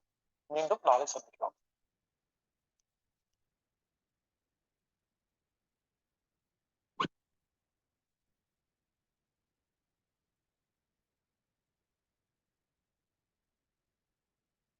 நன்றிங்க ஐயா. இன்றைய வேளையில் அற்புதமாக நமக்கு அந்த வாசி யோகம் பற்றி ஐயா வந்து சிறப்பாக கூறினாங்க. அது தெரிஞ்சவங்களுக்கு தெரிஞ்சிருக்கும்னு நினைக்கிறேன். அது முக்கியத்துவம் வாய்ந்த பயிற்சி. அது வந்து ஒரு முதன்மையான பயிற்சின்னு கூட சொல்லலாம். அந்த அளவுக்கு முதன்மையான முக்கியத்துவம் வாய்ந்த பயிற்சி. ஐயா சொன்ன மாதிரி அருகில் இருந்தா கண்டிப்பாக அதை கற்றுக்கொள்ள வாய்ப்பு இருந்தா கண்டிப்பாக அந்த வாய்ப்பை ஏற்படுத்திக் கொள்ளுங்கள் என்று இன்றைய நிகழ்வில் அற்புதமாக வாசி பற்றி ஒரு நல்ல ஒரு கருத்தை கூறி அனைவருக்கும் ஒரு புரிதலையும் ஏற்படுத்திய அகில பாஸ்கரை நன்றிகளையும் வாழ்த்துக்களையும் கூறுகிறோம். நன்றிங்க ஐயா. நிகழ்ச்சியின் அடுத்த நிகழ்வாக, அதாவது இந்த மழை காலத்துல ஏதோ ஒரு புயல் வருது, காத்து வருதும்பாங்க. அதே மாதிரி நம்ம காலச்சக்கரத்துக்கும் ஒரு புயலாக, ஒரு காற்றாக, ஒரு சுனாமியாக இருந்து கொண்டு காலச்சக்கரத்தை ஒரு அனைவருக்கும் ஒரு பெரிய மாற்றத்தையும் மாறுதலையும் ஏற்படுத்தி கொண்டிருக்கும் மூலிகை மகேந்திரன் ஐயா அவர்கள் இன்று பசியின் உருமாற்றம் என்ன என்பதை பற்றி அந்த சூறாவளியாய் நமக்கு கருத்துக்களை கூற காத்து கொண்டிருக்கிறார்கள். இந்த வேளையிலே நமக்கு இந்த சூறாவளி கருத்துக்களை பசியின் உருமாற்றம் என்ன என்பதை பற்றி சிறப்பிக்க பசித்தர் மூலிகை மகேந்திரன் ஐயா அவர்களை அன்புடன் கேட்டுக்கொள்கிறோம். ஐயா கிளியரா கேக்குதுங்களா ஐயா? சவுண்ட் கிளியரா இருக்கா? கேக்குதுங்க. பசி என்னை படைத்தது, உணவு என்னை வளர்த்தது. பசி என்னை படைத்தது, உணவு என்னை வளர்த்தது. எனக்கு உயிர் கொடுத்த பசியே, அந்த உயிரை பாதுகாப்போட கருவில் சுமந்து பெற்றெடுத்த அன்னை பூமாதேவியே, எனக்கு உயிரோட்டம் உள்ள உணவு கொடுத்து வாழ வைத்த இயற்கை சத்தே, சத்து படைத்த உடலே, உடலில் உள்ள பசி மெய் உணர்வே, உன் சத்துக்கள் துணையோடு நிகழ்ச்சியை துவங்குகின்றேன். பசியும் உணவுமே படைப்பு என்ற உண்மையை உலக மக்களுக்கு, பசி உணவு படைப்பு சத்துக்கள் துணையோடு உலக மக்களுக்கு நான் எடுத்துரைக்கின்றேன். பசித்தர் மூலிகை மகேந்திரன். இன்று பசியே உருமாற்றம். இன்னைக்கு கொஞ்சம் டப்பா தான் இருக்கும், கடந்து போங்க, நல்லா இருக்கும், சூப்பரா இருக்கும். இதை மட்டும் புரிஞ்சிட்டீங்கன்னு வச்சுங்களேன், சூப்பரா இருக்கும். இன்னொரு நீங்க ஒரு 6 மாசம் கழிச்சு செம ஜாலியா இருப்பீங்க. இப்ப பாருங்க, நானு பாடம் எந்த சீரியஸாவும் போவோம், சிரிக்கும். இப்ப காலையில நான் சிரிக்க ஆரம்பிச்சிட்டேன். இப்ப குழுவில் எல்லாரும் தயவுசெய்து காலையில சிரிச்சிடுங்க, சீரியஸா இருக்காதீங்க. இன்னைக்கு காலையில சிரிச்சிட்டீங்கன்னா இன்னைக்கு ஃபுல்லா நீங்க ஆக்டிவா இருக்கலாம். நான் எந்த நேரமும் சிரிச்சுக்கினே இருப்பேன். சிரிச்சுக்கினே இருக்கிறதுக்கான காரணம் என்னவென்றால், அந்த உண்மையை அறிந்து கொண்டேன். அதுக்கு என்ன காரணம் என்றால், என்னுடைய தாரக மந்திரம். பிறரறிவை பேசுவதற்கு நான் பிறக்கவில்லை, என் சுய அறிவை பேசுவதற்கு நான் பிறந்தேன். அவ்வளவுதான். பாருங்க, கண்ணை மூடுகிறேன், ஒரு செகண்ட் பாருங்க, அமைதியாக நிற்பேன். அப்படி சல என்று சுரக்கும். புரியுதுங்களா? நீங்க வாசி யோகம் ஐயா சொல்லியிருக்காரு, பாஸ்கர் ஐயா. அதை பத்தி லைட்டா டச் பண்றேன். வாசி யோகம் என்றால் என்ன அப்படின்றது எனக்கு என்ன உணர்த்தப்பட்டதோ அதை சிம்பிளா உங்களுக்கு புரிய வைக்கிறேன். நீங்கள் எதை கொண்டு வந்து எதை ஆராய்ச்சி செய்தாலும் சரி, 2 முடிப்பேன். கால்சியம், மெக்னீசியம், தாய் தந்தை, வானம், பூமி, இதுல வந்து முடிச்சிடுவேன். வாசி யோகத்தை நான் எப்படி நீங்க சொல்லிக் கொடுக்க போறோம் பாருங்க. லாஸ்ட் ஒரு 2 நிமிஷம் சொல்லிக் கொடுக்குறேன். சுவாசம், வாசி என்றால் என்ன எளிமையா உங்களுக்கு சொல்லிக் கொடுக்குறேன். நீங்க கொஞ்சம் புரிஞ்சுக்கலாம், ஏன்னா நீங்க குழுவுல கண்டினியூா பயணிக்கிறதால. என்ன அப்படின்னா, பசிதான் ஒன்றிலிருந்து ஒன்று உருமாற்றம் செய்வதே பசி. புரியுதுங்களா? இந்த பசியை வந்து நீங்க வந்து கடந்து வரணும். அடுத்த ஸ்டேஜ் புரியுதுங்களா? அப்போ பசி, இதை நான் விளக்குவதற்கு இப்பொழுதும் சொல்லுகிறேன், விவசாயம் செய்வதால் இதை நான் விளக்குகிறேன். விவசாயம் செய்யவில்லை என்றால் கண்டிப்பாக இதை விளக்கவே முடியாது. புரியுதுங்களா? இதுவரையிலும் மகான்கள், மகரிஷிகள், ஞானிகள், சித்தர்கள், யோகிகள், பாபாஜி, இந்த ஜி, அந்த ஜி, எல்லா ஜியும் ஒரு ஜியும் விவசாயம் செய்யவில்லை. அதனால்தான் இந்த பாடம் அவர்களுக்கு புரியவில்லை. இதைதான் நீங்க புரிஞ்சுக்கணும். நீங்க என் கிளாஸ் அட்டன் பண்றதுக்கு முன்னாடியே ஒரு புரிதல் வந்துடணும். மூலிகை மகேந்திரன் விவசாயம் செய்வதால் தான் இந்த பாடத்தை எடுக்கின்றார். அவருக்கு இது புரிகிறது. மாறுபட்ட பாடம். இதுவரையில சித்தர்கள் கொடுத்த பாடத்தையே நடத்திக்கின்னு வரும். அது ஒரு 10th, அடுத்து +1 வரீங்க, அடுத்து +2 வர போறீங்க அடுத்து. அப்போ ஒன்றிலிருந்து ஒன்று உருமாற்றம் இப்போ உள்ள கடந்து போவோம். சூப்பரா இருக்கும், வித்தியாசமா இருக்கும். இப்பொழுதும் நான் சொல்லுகிறேன், நான் பேசுவதை வைத்து உங்களுடைய குருநாதர் சொன்னதை வைத்து நீங்கள் ஆராய்ச்சி செய்தால் ஏமாற போவது நீங்கள் மட்டுமே. அதை தூக்கி அப்படியே கைட்டி கழ வச்சுடுங்க. இதுவெல்லாம் அறிந்ததெல்லாம் தூக்கி வச்சுட்டு உங்களுடைய உடலிடம் பிரார்த்தனை செய்யுங்கள். உண்மையை எனக்கு நீ உணர்த்துவாயாக. எப்படி? உண்மையை எனக்கு நீ உணர்த்துவாயாக. அதே போல் என்னுடைய கருத்தையும் உலகத்தில் யாரும் ஏத்துங்கன்னு சொல்லல. நான் சொல்லுவதை உங்களுக்குள்ள ஆய்வு எடுத்து உங்களுக்குள்ள போய் உங்களுக்குள்ள படிங்க. ஏற்கனவே நான் சொல்லியிருக்கேன், சிற்றறிவு பேரறிவு. சிற்றறிவு என்பது என்ன? பிறரிடம் அறிவதே சிற்றறிவு. பேரறிவு என்பது தனக்குள் படிப்பது அனைத்தும் கொடுக்கும் இந்த பிரபஞ்சகம். உங்களுடைய குருமாரிடம் அறியாததெல்லாம் இந்த உடல் கொடுக்கும். அதுவே பேரறிவு. ஆனால் தன்னை முழுமையாக நம்ப வேண்டும். புரியுதுங்களா? இன்னைக்கு உலகத்தில் யாரும் செய்யாத செயலை நான் செய்தேன். அதனால் தான் இந்த மாறுபட்ட பாடம். இது வெல்லும் குருமார்களிடம் அறிந்ததை அத்தனையும் கைடி கழ வச்சிட்டேன். தொலோ, இதாங்க நான் செய்த ஒரு தர்மம். இதைதான் நீங்க செய்யல. அங்கதான் நீங்க தடுமாறுறீங்க. எங்க நீங்க தடுமாறுறீங்கிறது எனக்கு புரியுது. புரியுங்களா? இதுவரையிலும் நீங்க அதை செய்யல. அவங்க பேசுறதே அப்படி புடிச்சுங்கிறீங்க. கொஞ்ச நாள் வாழ்க்கை இப்பத்துக்கு வாழுங்க. 10th படிங்க, நான் வேணான்னு சொல்ல. அடுத்து கொஞ்ச நாள் கழிச்சு +1 வாங்க, அடுத்து +2 வாங்க. அதுக்கு மேல +2 வந்துட்டீங்கன்னாவே உங்க எந்த நேரமும் மகிழ்ச்சியா இருப்பீங்க. எப்பொழுதுமே டென்ஷன் ஆக மாட்டீங்க. அப்படியே டென்ஷன் ஆனா கூட ஒரு செகண்ட்ல அப்படியே கூல் ஆயிடுங்க. ஆனால் 2 மட்டும் நான் சொல்லிக் கொடுக்கிறேன். வானத்தை கொஞ்ச நேரம் கூர்ந்து கவனியுங்கள். வானத்தை பாருங்கள். அப்படியே பசியும் உணவும் அப்படியே கீழே இறங்கும். அப்படியே கண்ணுக்கு தெரியும். ஆச்சரியப்படுவீர்கள். எப்படி? பல்வுயிர் நுண்ணுயிர்னு ஒரு தலைப்பு பின்னாடி பேசுவேன். பசித்தர் சித்தர் என்று பேசிட்டு அதை பேசுகிறேன். புரியுதுங்களா? பெரிய பெரிய எழுத்தாக இருப்பதெல்லாம் எனக்கு தெரியாது. கண்ணுக்கு போன் நம்பர்ல என் கண்ணுக்கு தெரியாது. ஆனா எல்லார் கண்ணுக்கும் அது தெரியும். ஆனா அந்த வானத்தில் யாரு கண்ணுக்குமே தெரியாது. நுண்ணுயிர்கள், பல்லுயிர்கள், வைரஸ் எல்லாம் எனக்கு லென்ஸ், கேமரால எனக்கு தேவையில்லை. அப்படி ஒரு செகண்ட், ஒரு நிமிடம் அப்படி பார்த்தால் பூமியில் உள்ள நுண்ணுயிர்கள் அப்படியே என் கண்ணுக்கு மிசு மிசு மிசு மிசு மிசு என்று தெரியும். அந்த நுண்ணுயிர்கள் எப்படி உணவை உண்ணுவிட்டு வாழுகிறது என்று எங்களுக்கு என் கண்ணுக்கு தெரியும். பார்த்தீர்களா? உங்க கண்ணுக்கு தெரிவதெல்லாம் என் கண்ணுக்கு தெரியவில்லை. என் கண்ணுக்கு தெரிவது உங்க கண்ணுக்கு தெரியவில்லை. படைப்பை கூர்ந்து கவனிங்கள்.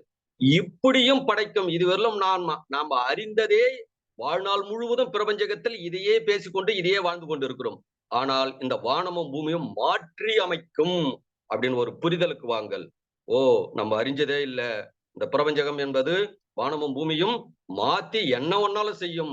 அப்ப இந்த வானமும் பூமியும் என்ன செய்கிறதோ, என்ன விளக்கங்கள் மனிதர் மூலமா கொடுக்கிறதோ, அதை நமக்குள் ஆராய்ச்சி செஞ்சு நம்மளுடைய உடல் என்ன உணர வைத்ததோ அதை மட்டும் உணர்வோம்.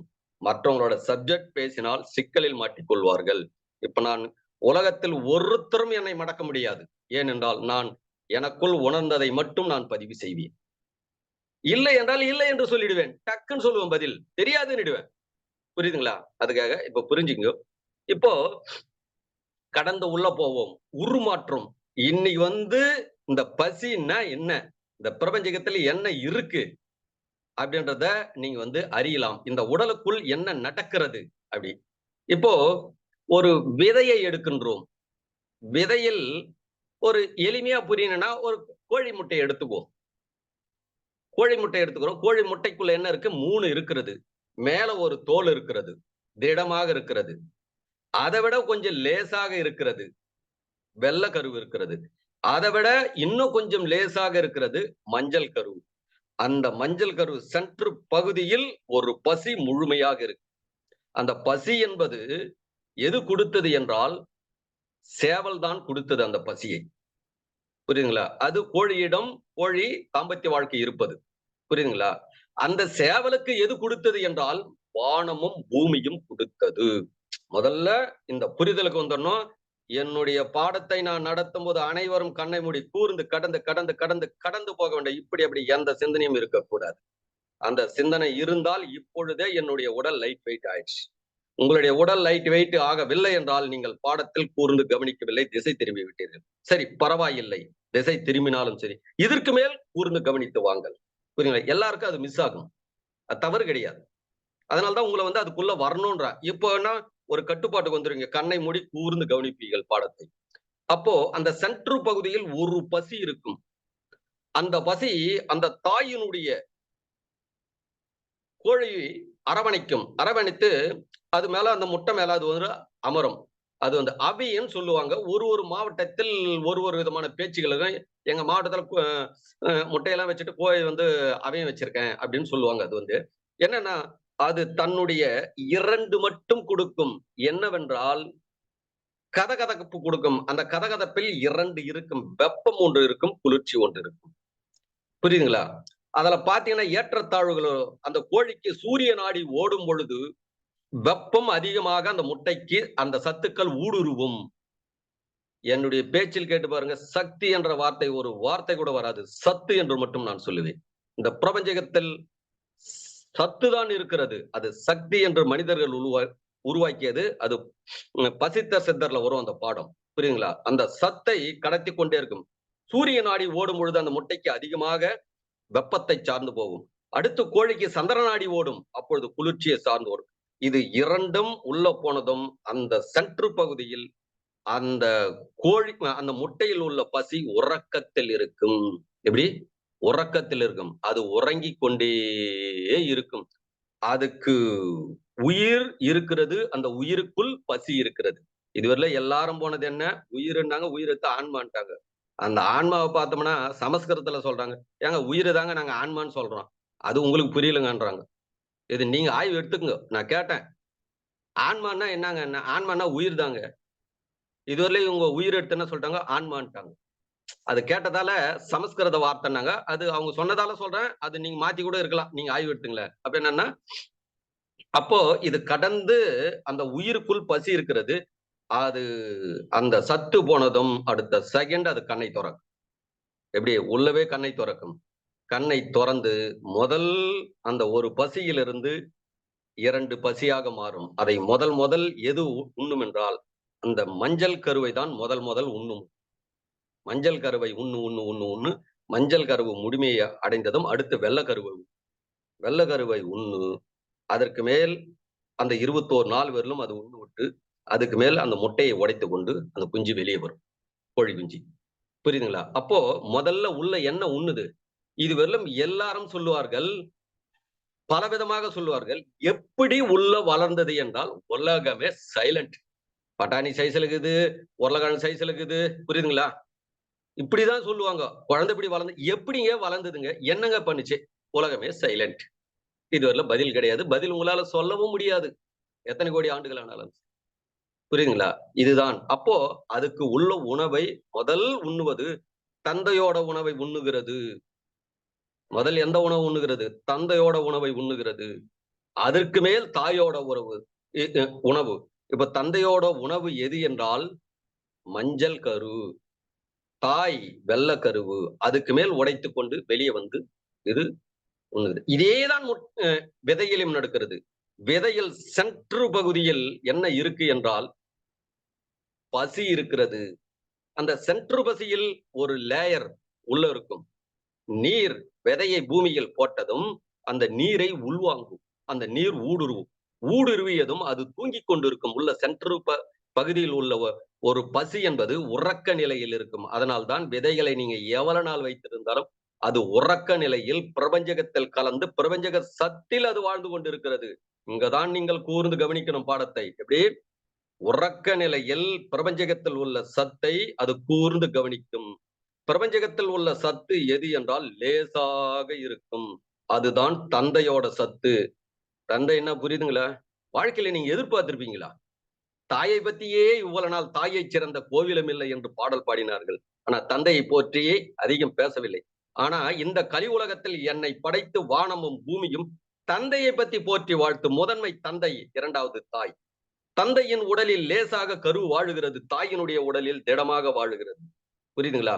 அப்போ அந்த லேசாக இருந்ததும் அந்த நீர் போனதும் அது முழுக்க முழுக்க என்ன கவனித்துக் கொண்டு இருக்கிறது? விதைக்குள் மூலத்தை கவனித்துக் கொண்டு. அதனால்தான் அந்த மூலத்தை பிடித்துக் கொண்டால் உங்களுக்கு ஆரோக்கியம் கிடைக்கும், ஆயுள் காலம் கூடும் என்று நான் உங்களுக்கு சொல்லுகிறேன்.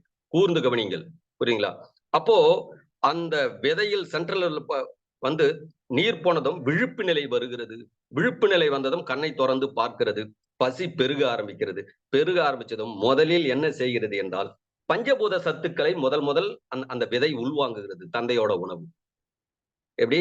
தந்தையோட உணவுலயே ஆண் தன்மை பெண் தன்மை விளக்கும் பின்னாடி வரும் பாடங்கள். ஆனா இதுல கடந்து போங்க, அது கொஞ்சம் டப்பா இருக்கும். புரியுதுங்களா? அப்படியே அந்த பஞ்சபூத சத்துக்களை உள்வாங்கும். உள்வாங்கி முதல் லேயர் அந்த உள்ள இருக்கிற செதைகளை உண்ணும். அதுல என்ன உண்ணும்? அதில் உள்ள அந்த வெப்பத்தையும் குளிர்ச்சியை மட்டும் உரியும். உணவுன்னா என்னன்னு தெரிஞ்சுக்க. பஞ்சபூத உணவு அந்த தந்தையோட உணவுல என்னன்னா அந்த சத்துக்களை மட்டும் சர்றன அந்த சூடு குளிர்ச்சி. தந்தை கிட்ட 2 இருக்கு, சூரியன் அடி. அது ரெண்டுத்தையும் உறிந்து ஒரு பசின்றது 2 பசி 3 பசி 4 பசி 5 பசி ஆகும். அதுக்கு மேல் அங்க அந்த அதில் உணவு இருக்காது. அதுக்கு மேல் மண்ணில் ஊடுருவும். அங்கதான் முதல் அது யாரை சந்திக்கிறது? மண்ணை சந்திக்கிறது. அது வரல மண்ணினுடைய அறிவே அதுக்கு தெரியாது. இதற்கு முன்பே நான் பாடம் நடத்திருக்கேன். மண்ணினுடைய அறிவே விதைக்கு தெரியாது. தந்தையோட அறிவு மட்டும்தான் தெரியும், வானத்தினுடைய அறிவு. அப்பதான் முதல் அது வேறு முதலில் இறங்கி அப்பதான் அந்த பெண் உலகத்தை பார்க்கிறது. இதுவரையிலும் ஆண் உலகத்தை பார்த்தது. ஆண் குழந்தையாக இருந்தாலும் பெண் குழந்தையாக அப்படியே உள்ள கவனிக்கிறது. கவனித்த அப்பதான் அந்த பெண் தன்மை என்ற அறிவை அறிகிறது. முதல் அறிந்து அதுக்கு மேல் வேறு ஊடுருவி அந்த பெண் தன்மையான திடமான சத்துக்களை உரிகிறது. தந்தையிடம் லேசாக இருக்கும், தாயினிடம் திடமாக இருக்கும். இந்த புரிதலுக்கு நீங்க அந்த சத்தை உரிந்ததும் மண்ணில் உரிந்ததும் அதுக்கு மேல் மண்ணில் பற்றாக்குறை வந்ததும் திருப்பி தந்தையிடம் வரும்போது கவனிச்சு பாருங்க. திருப்பி தந்தை மண்ணை உடைத்து கொண்டு மேல வரும். மேல வந்ததும் தந்தையின் சத்தை, வானத்தில் உள்ள சத்தை உள்வாங்கும். அதற்கு மேல் 3 சத்து பூமிக்கு மேல இருந்து உள்வாங்கும். 2 சத்து பூமிக்குள்ள இருந்து உள்வாங்கும். மேல இருந்து உள்வாங்குகிற சத்து எது என்றால் வானம், காற்று, வெப்பம். இது 3 சத்து மேல இருந்து உள்வாங்கும். பூமியிலிருந்து 2 சத்தை உள்வாங்கும். நீர், அடுத்து மண். என்னது? மண் சத்து, நீர் சத்தை மண்ணில் இருந்து உள்வாங்கும். அதில் 2 இருக்கும், ஆணிவேர், சல்லிவேர். சல்லிவேர் என்பது மண்ணில் உள்ள குளிர்ச்சியை உள்வாங்கும். மரபணு விதைன்னா என்ன பதியம் போறதுனா பின்னாடி நடத்துறதால கொஞ்சம் கொஞ்சமா நடத்துவேன். ஆணிவேர் என்பது பூமியில் உள்ள வெப்பத்தை உரியும். சல்லிவேர் என்பது இப்படி ஆணிவேர் இருக்கும், அந்த சைட்ல சல்லிவேர்கள் மெலிசு குட்டி குட்டி குட்டியா இருக்கும் சுத்தி. அப்படியே பாத்தீங்கன்னா அது பூமியில் உள்ள குளிர்ச்சியை உரியும். அப்போ அந்தலையும் மண்ணுக்குள் 2 நாடி ஓடுகிறது. சூரிய நாடி ஓடும் பொழுது வெப்பத்தை உரியும் ஒரு செடி, ஒரு கொடி, ஒரு மரம், எதுவாக இருந்தாலும். அடுத்து சந்திர நாடி ஓடும் பொழுது அந்த சல்லிவேர் மூலமாக சத்துக்களை உரியும். புரியுதுங்களா? இப்படி உரிந்து எடுத்து அதுக்கு மேல் அது உடைத்து கொண்டு மேல வருகிறது. நான் செடியை பார்த்து கேட்டேன், நீ ஏன் மேல் நோக்கி வருகிறாய்? பூமிக்குள்ளவே இருந்திருக்கலாமே, நீ பாதுகாப்போட இருப்பாய். என் தந்தையின் சக்தி இல்லாமல் நான் உயிர் வாழ முடியாது. அப்படி மகிழ்ச்சி அடைங்கள் பெண்களே. உங்களுடைய அப்பாவை போற்றி வாழ்த்துங்கள். உங்களுடைய கணவரை போற்றி வாழ்த்துங்கள். உங்களுடைய பிள்ளைகளை முகத்தை பார்த்துவிட்டு உன் கணவனுடைய முகத்தை பாருங்கள். எப்படியாப்பட்ட ஒரு படைப்பை அந்த கணவன் கொடுத்திருக்கான், போற்றி வாழ்த்தும். காமெடியா சொல்றீங்களா? நாட்டாம பாட்டை மாத்தி எழுது. தாயை சிறந்த கோவிலும் இல்லை, நீங்க இப்ப தந்தை சிறந்த கோவிலும் இல்லைன்னு பாட்டு எழுதுங்க. யாரு எழுத போறீங்கன்னு தெரியல. சரி, அடுத்த பாடத்துக்குள்ள போயிடுவோம். சென்ட்ரல் ஒரு நகைச்சுவைக்காக அப்படி சொல்றேன். அடுத்து அந்த செடியிடம் கேட்டேன், உனக்கு என்ன தேவை? நீ ஏன் மேல வருகிறாய் என்று நான் கேட்டேன். எனக்கு பசி இருக்கிறது, பூமியில் உணவு பற்றவில்லை, தாயினுடைய சத்து மட்டும் இருக்கிறது, தந்தையின் சத்து எனக்கு கிடைக்கவில்லை. தந்தையின் சத்தை நோக்கி மேல் நோக்கி மண்ணை உடைத்து கொண்டு மேலுக்கு வருகிறேன். மேலுக்கு தந்தையின் சத்தை இலைகள் உள்வாங்குகிறது, தாயின் சத்தை வேர்கள் உள்வாங்குகிறது. உள்வாங்கி 2 சத்துக்களையும் கொடுத்து அந்த செடி வளர்கிறது. வளர்ந்த செடியை பார்த்து கேட்டேன், கிட்ட போய் உட்கார்ந்து, என்னை நலமோடு வாழ்கிறாயா என்று. நல்ல இயற்கையோடு நான் அந்த சத்துக்கள் குறைபாடு இல்லாமல் நலமோடு நான் வாழ்கிறேன். நான் வளர்ந்து இலைகள் வரும், அரும்புகள் வரும், செடி பேசும். நீங்க போய் பேசல, நீங்க மனுஷங்கிட்டயே பேசிக்கிறீங்க. நீங்க உங்க குரு கிட்டயே பேசிக்கிறீங்க. என்ன பண்றது? நான் எங்க பேசிக்கிறேன் பாத்தீங்களா? என் பாடம் எப்படி இருக்கு பாத்தீங்களா? அப்படியே செடியிடம் பேசலாம், உறவாடலாம், அள்ளி அணைக்கும், என்னெல்லாம் மரம் இழுத்து அணைக்கும். அந்த நிலையெல்லாம் நீங்க உணர போறீங்க என்கிட்ட வரும்பொழுது. அதை உணர வைப்பேன். வாய்ப்பு கிடைக்கும் போது அது உங்களை உணர வச்சு அனுப்புவேன்.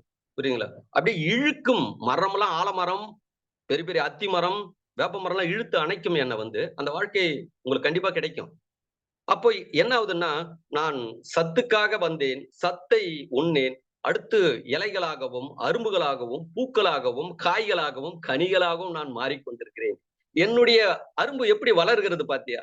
என்னுடைய தழையினுடைய இலையினுடைய அழகை ரசி என்று சொல்லுகிறது. அடுத்து அரும்பை ரசி. அது மலர்ந்த பிறகு அந்த பூவுக்குள் எத்தனை கலர் இருக்கு என்று நீ ரசி. இதை யார் வடிவமைத்தது? எனக்குள் இருக்கிற பசிதான் வடிவமைத்தது என்று செடி பேசுகிறது என்னிடம். கண்டிப்பாக இந்த உலக மக்களுக்கு நான் சொல்லிக் கொடுக்கிறேன். இயற்கையிடம் சரணாகதியானவன். அடுத்தது பிஞ்சாக மாறுகிறது. புரியுதுங்களா? அடுத்து இந்த ஒன்றிலிருந்து ஒன்று உருமாற்றம் அடுத்து பாடமா வரும். இது கொஞ்சம் பெரிய பாடம். புரியுதுங்களா? அடுத்து பிஞ்சாக இருக்கிறது காயாக மாறும். காய் என்பது கனியாக மாறும். கனி என்பது திருப்பி விதையாக மாறும். புரிஞ்சுச்சுங்களா? இப்ப புரிதல் வந்துடுச்சு. இப்போ செடி பூமியை விட்டு மேல் நோக்கி வந்தது எதுக்கு? அதுக்கு பசி, அது வாழ்வதற்காக வந்தது. மகிழ்ச்சியோடவும் நிறைவோடவும் ஆனந்த நிலையில் வாழ்ந்து கொண்டிருக்கிறது. இங்கதான் பசியை சிந்திக்க போறீங்க. இப்பதான் கூர்ந்து இப்போ செடிக்கு பசி மேல் நோக்கி வந்து வானத்தில் உள்ள சத்தும் பூமியில் உள்ள சத்தும் வாங்கி ஆனந்தமாக வாழ்ந்து கொண்டிருக்கிறது. மகிழ்ச்சியாகவும் பேரின்பத்தோட வாழ்ந்து கொண்டிருக்கிறது. எதற்க ஒரு பசி வந்து விட்டது? ஒரு அருகம்பில்லை எடுத்துக்கொள்ளுவோம், இல்ல ஒரு செடியை கூட எடுத்துக்கொள்ளுவோம். எதற்கு ஒரு பசி வந்தது? என்ன பசி என்றால் ஆடு என்ற ஒரு பசி வந்தது. ஆட்டை கேட்டேன், நீ எதற்குங்க வந்திருக்கிறாய்? எனக்கு பசி, உணவை தேடி நான் வந்திருக்கின்றேன். என் உடலை நான் வாழ வைக்க வேண்டும். நான் நலமோடு இந்த பூமியில் வாழ வேண்டும். என்னுடைய உடலுக்கு நான் உயிர் வாழ வேண்டும் என்றால் எனக்கு உணவு தேவை. அந்த உணவுதான் இந்த செடியும் பில்லும். பசி எடுத்தது மாடு. அந்த இரக்கமே இல்லாமல், கடவுளை பத்தி இப்ப சிந்திக்க போறீங்க, இரக்கமே இல்லாமல் துடிக்க துடிக்க அந்த ஆடு அந்த பில்லை கொன்னது. அதில் அரும்பு இருக்கிறது, பிஞ்சுகள் இருக்கிறது, பூக்கள் இருக்கிறது. இரக்கமே இல்லாமல் அந்த செடியை கொலை செய்தது எது? ஆடு. கூர்ந்து கவனிங்கள் பாடத்தை. ஆடு அந்த செடியை கொலை செய்து கொன்று விட்டது. அப்போ கொன்று விட்டதும் அது என்னவாக மாறுகிறது? உணவாக மாறுகிறது. அதற்குள் பசி இருக்கிற வெல்லும் அது பசியாக இருக்கும். ஆனா பசியால் வளர்ந்தது இன்னும் ஒரு பசி வந்து மோதுகிறது. ஆடு என்ற பசி இதை விட பெரிய பசியாக இருக்கிறது. ஆடுனுடைய பசி. ஆடுனுடைய பசி ஜெயித்து விட்டது. செடியும் பில்லாக இருந்தாலும் தோத்து விட்டது. தோத்தது என்ன ஆகி போச்சு? இரையாக மாறிவிட்டது. அதில் உள்ள பசி வெளியேறி விட்டது. அதை தின்றது. இப்போ பூமியில் உள்ள சத்தை வாங்கி பில்லு வளர்ந்தது, செடி வளர்ந்தது. புரியுதுங்களா? செடியாக இருக்கிறது. அப்ப மண்ணில் உள்ள சத்தெல்லாம் செடியாக மாற்றியது யார்? உருமாற்றம் பண்ணியது யார் என்றால் அந்த விதைக்குள்ள உள்ள பசி உருமாற்றம் செய்தது. அடுத்து ஆடு வந்தது. அந்த பில்லுகள், செடிகள் எல்லாத்தையும் மேய்கிறது. அப்ப பில்லெல்லாம் ஆடாக மாறிவிட்டது. பாடம் புரிஞ்சிடுச்சிங்களா? கடந்து உள்ள போறது. பில்லெல்லாம் என்ன மாறியது? ஆடாக மாறியது. ஆட்டில் உள்ள பசி என்ன செய்கிறது? இதில் பசி இருக்கும் பொழுது இது பசியாக இருக்கிறது. அதில் உள்ள உயிரும் பசியும் வெளியேறியதும் இது என்னவாக மாறுகிறது? உணவாக மாறுகிறது. இதுதான் கால்சியம் மெக்னீசியம். இரண்டு பசி மோதும். எந்த பசி ஜெயிக்கிறதோ அது உயிர் வாழும். எந்த பசி தோத்து போகிறதோ அது இரையாக மாறும். இதுதான் பிரபஞ்சகத்தோட படைப்பு. ஆடு மகிழ்ச்சியாக சாப்பிட்டது. கடவுள் என்றால் அன்பும் கருணையும் பாசமும் இரக்கமும் இருக்க வேண்டும் என்று சொல்லிக் கொண்டிருக்கிறீர்களே, படைப்பை கூர்ந்து கவனிங்கள். இதுக்கு மேல இந்த வார்த்தையெல்லாம் பயன்படுத்த மாட்டீங்கன்னு நினைக்கிறேன். யோசிப்பீங்க. புரியுதுங்களா? ஆடுக்கு நிறைவடைந்தது. அதுக்குள்ள இருக்கிற பசி சத்தியும் தர்மமும் உணர்வோட இருக்கிறது. ஆனால் இரக்கமே இல்லாத அந்த செடியை கொன்று விட்டது. இப்போ உடலை புரியுங்கள், படைப்பை புரிந்து கொள்ளுங்க. புரியுங்களா? டப்பா இருக்கும். கடந்து உள்ள போங்க. திருப்பி திருப்பி இந்த வீடியோ வந்து பாருங்க, கேளுங்க திருப்பி திருப்பி. அப்பதான் இது புரியும். ஆனா கண்டிப்பாக உங்களுடைய உடல் புரிய வச்சிடும். சரி, ஆடு நிறைவடைந்தது. ஆடை கேட்டேன், நான் நிறைவாக நான் வாழுகிறேன். பாதி பசி கூட இல்லை, முழுமையாக என்று என்னுடைய வயிறு நிரம்ப நான் செடிகளையும் பில்லுகளையும் மேய்தேன். நான் நிறைவாக நான் வாழ்கிறேன். உடல் நல்லா வலிமையாக இருக்கிறது, தெம்பாக இருக்கிறது. அதை இரக்கமே இல்லாதை கொன்று விட்டியே என்று ஆடை கேட்டேன். இதுதான் படைப்பு, இதுதான் பசி, இதுதான் அறிவு. அறிவு என்றால் என்ன? இன்னைக்கு அறிவை எப்படி அறிவை அறிவால் அறியுங்கள். அறிவு என்பது இதுதான். இரக்கமே இல்லாதை நான் அதை கொல்லுவேன். இதுதான் பிரபஞ்சகம், இதுதான் படைப்பு என்று ஆடு சொல்லுகிறது. ஏற்கனவே சொல்லியிருக்கேன், ஆடை குருவாக நான் ஏற்றுக்கொண்டேன். வெள்ளாடு, அது எந்த ஆடாக இருந்தாலும் சரி, ஆடு மாடுகள் எதுவோ சரி. ஆட்டுக்கு நிறைவடைந்தது, மகிழ்ச்சியாக வாழ்ந்தது. அதனுடைய பசி என்பது அதனுடைய உடலுக்குள் இருக்கிற ஒரு உயிர்களையும் வாழ வைத்துக் கொண்டே இருக்கும். அதை வாழ வைப்பதற்காக உணவுகளை கொடுத்து கொண்டே இருக்கும். புரியுதுங்களா? அடுத்து ஆடோட பசி நிறைவடைந்ததும் எதற்கு புலி வந்து விட்டது. புலிக்கு பசி எப்படி? புலிக்கு பசி இரக்கமே இல்லாமல் அந்த ஆடை துடிக்க துடிக்க கொன்றது. புலியை கேட்டேன், ஏன் இரக்கமே இல்லாத அதை கொலை செய்கிறாயே? கொலை செய்வதே படைப்போட தர்மம். இதுதான் படைப்பு. படைப்பு என்றால் நீ என்ன புரிந்து கொள் மகேந்திரா. இரக்கமே இல்லாதை கொன்று அந்த உயிரை கொலை செய்து அதை நான் உணவாக உண்ணுவேன். அதுக்குள் பசி இருக்கிறது. பசி இருக்கிறவளும் எதிர்த்து என்னை போராடும். இதுதான் நோய் எதிர்ப்பு சத்து. புரிஞ்சுங்க, நோய் எதிர்ப்பு சத்துன்னா உடம்புல என்னன்னு புரியுதுங்களா? இரக்கமே இல்லாமல் அதை கொன்று அதை தின்னுகிறது. ஆடு இறந்து விட்டது. பசியாக இருந்தது. அதனுடைய பசி பில்லினிடம் மோதியது, ஜெயிச்சது. இப்ப புலியிடம் ஆடு இறந்து விட்டது. அதில் உள்ள உயிரும் பசியும் வெளியேறியதும் அது உணவாக மாறிவிட்டது. இப்போ ஆட்டை உண்ணுகிறது. ஆடை புலியாக மாற்றியது யார் அப்படின்னா அந்த புலிக்குள்ள இருக்கிற பசி. இந்த பசிதான் மூலம், ஆதிநிலை. பிரபஞ்சகத்திலிருந்து பசி எப்படி பூமியில் உருமாற்றம் நடந்து கொண்டிருக்கிறது கூர்ந்து கவனியுங்கள். புரியுதுங்களா? அப்போ அந்த ஆட்டையெல்லாம் தின்னு அந்த ஆடு புலியாக மாறிவிட்டது. அந்த புலியாக மாறியது எது என்றால் அந்த புலியோட பசி. புலியை கேட்டேன், நான் நிறைவாக நான் வாழுகிறேன். என்னுடைய பசி என்பது எனக்கு நன்றி உணர்வோடு இருக்கிறது. என் உடலை வளர்த்து கொண்டே இருக்கிறது. சிறிய வயதிலிருந்து நான் உடல் வளர்ந்திருக்கு. நான் உண்ண உணவெல்லாம் என்னை உடலாக மாற்றியது எது என்றால் பசி என்று எது பேசுகிறது? சிங்கமும் புலியும் பேசுகிறது. ஆனால் நீங்கள் பேசவில்லையே. நீங்கள் வேற எதையோ ஒன்று பேசிக் கொண்டிருக்கிறீர்களே. புரிந்ததுங்களா? சரி, புலிக்கு நல்ல நிறைவடைந்து விட்டது, மகிழ்ச்சியாக வாழ்ந்து கொண்டு இருக்கிறது. புரியுதுங்களா? அடுத்து எதற்கு மலைப்பாம்பு வந்து விட்டது. அதற்கு பசி. எப்படி? அதற்கு பசி.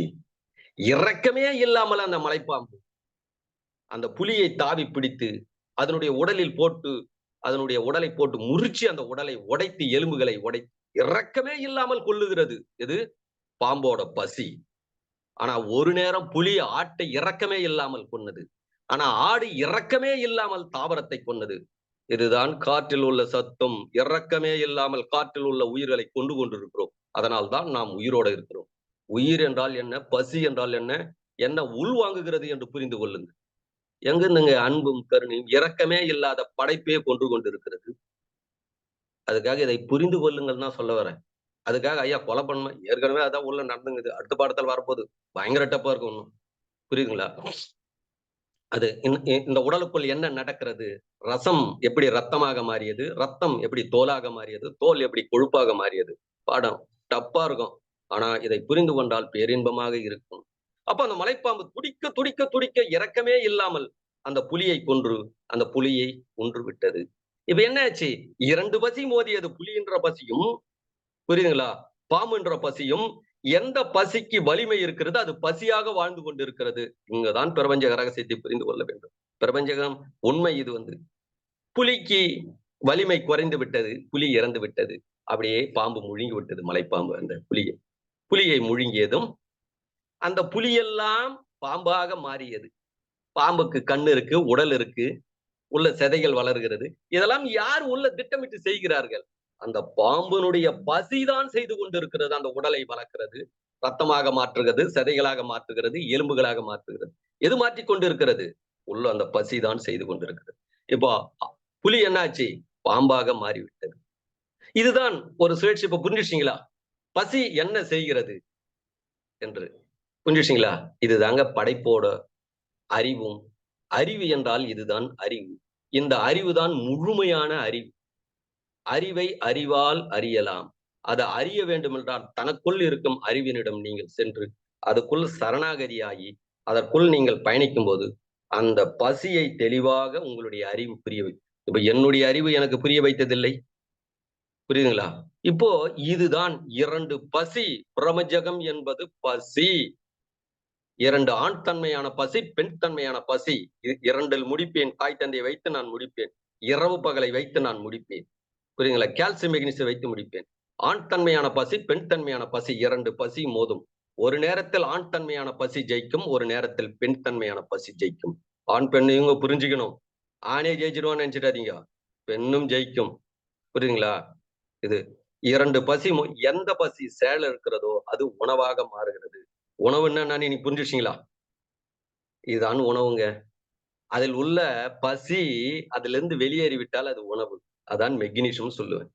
பசியாக இருப்பது கால்சியம் சொல்லுவோம். கால்சியம் மெக்னீசியம் புரிஞ்சுச்சிங்களா? இதுதான் இந்த படைப்போட அறிவை புரிந்து கொள்ளுங்கள். பசி என்பது ஒன்றிலிருந்து உருமாற்றம் செய்வதே பசி, புரியுங்களா? அங்கங்க இருக்கிற சத்துக்களை உள்வாங்கி வாழும். அந்த சத்துக்கள் என்பது என்னவென்றால் 11 சத்துக்கள். மண் சத்து, நீர் சத்து, நெருப்பு சத்து, காற்று சத்து, விண் சத்து, புரிஞ்சுச்சிங்களா?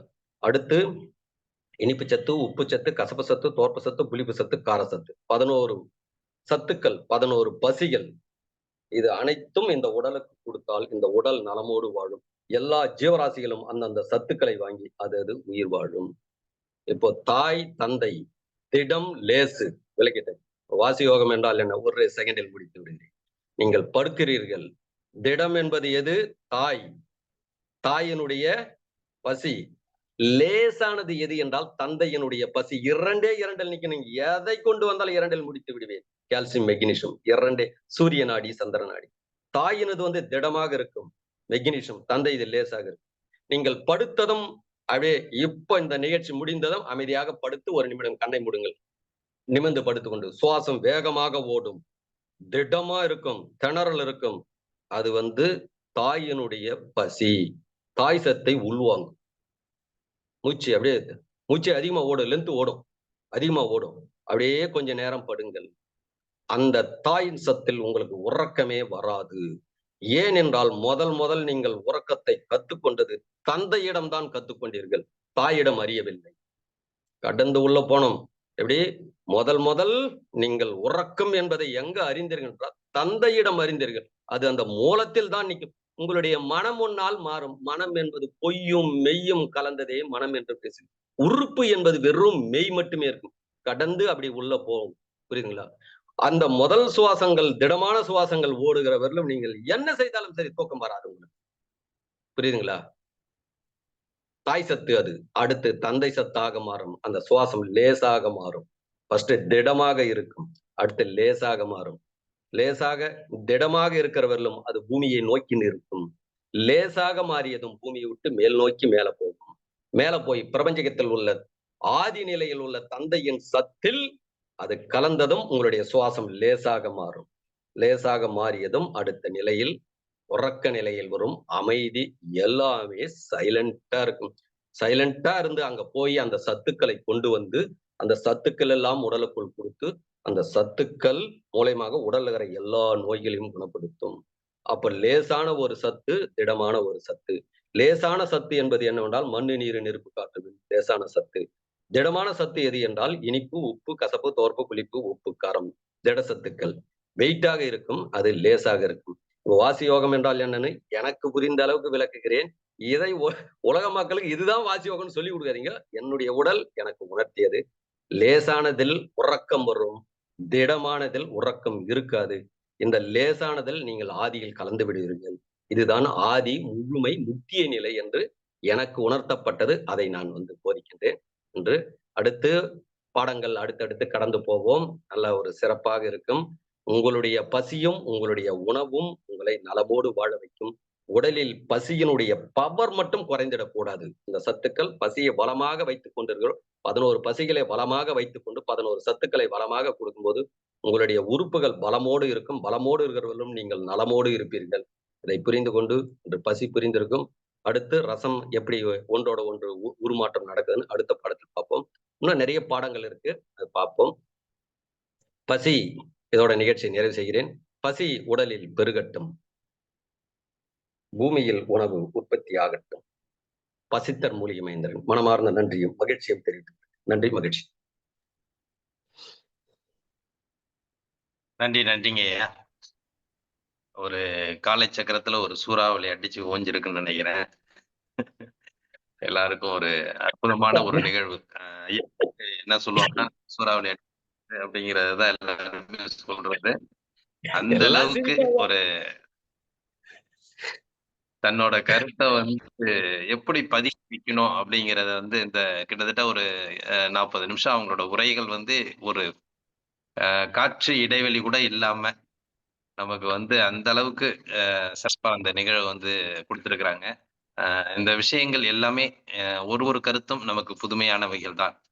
எல்லா கருத்துமே புதுமையானது தான். இது கிட்டத்தட்ட பாத்தீங்கன்னா சொல்லுவாங்க, ஒரு 5000 வருஷத்துக்கு முன்னாடி எப்படி நம்மளோட முன்னோர்கள் வாழ்ந்தாங்க, அந்த வாழ்க்கை முறை எப்படி இருந்தது அப்படின்னு நம்ம பின்னோக்கி போக உள்ள பார்த்தா ஐயாவோட கருத்துக்கள் அதுலலாம் ஒத்து போகும்னு நினைக்கிறேன்.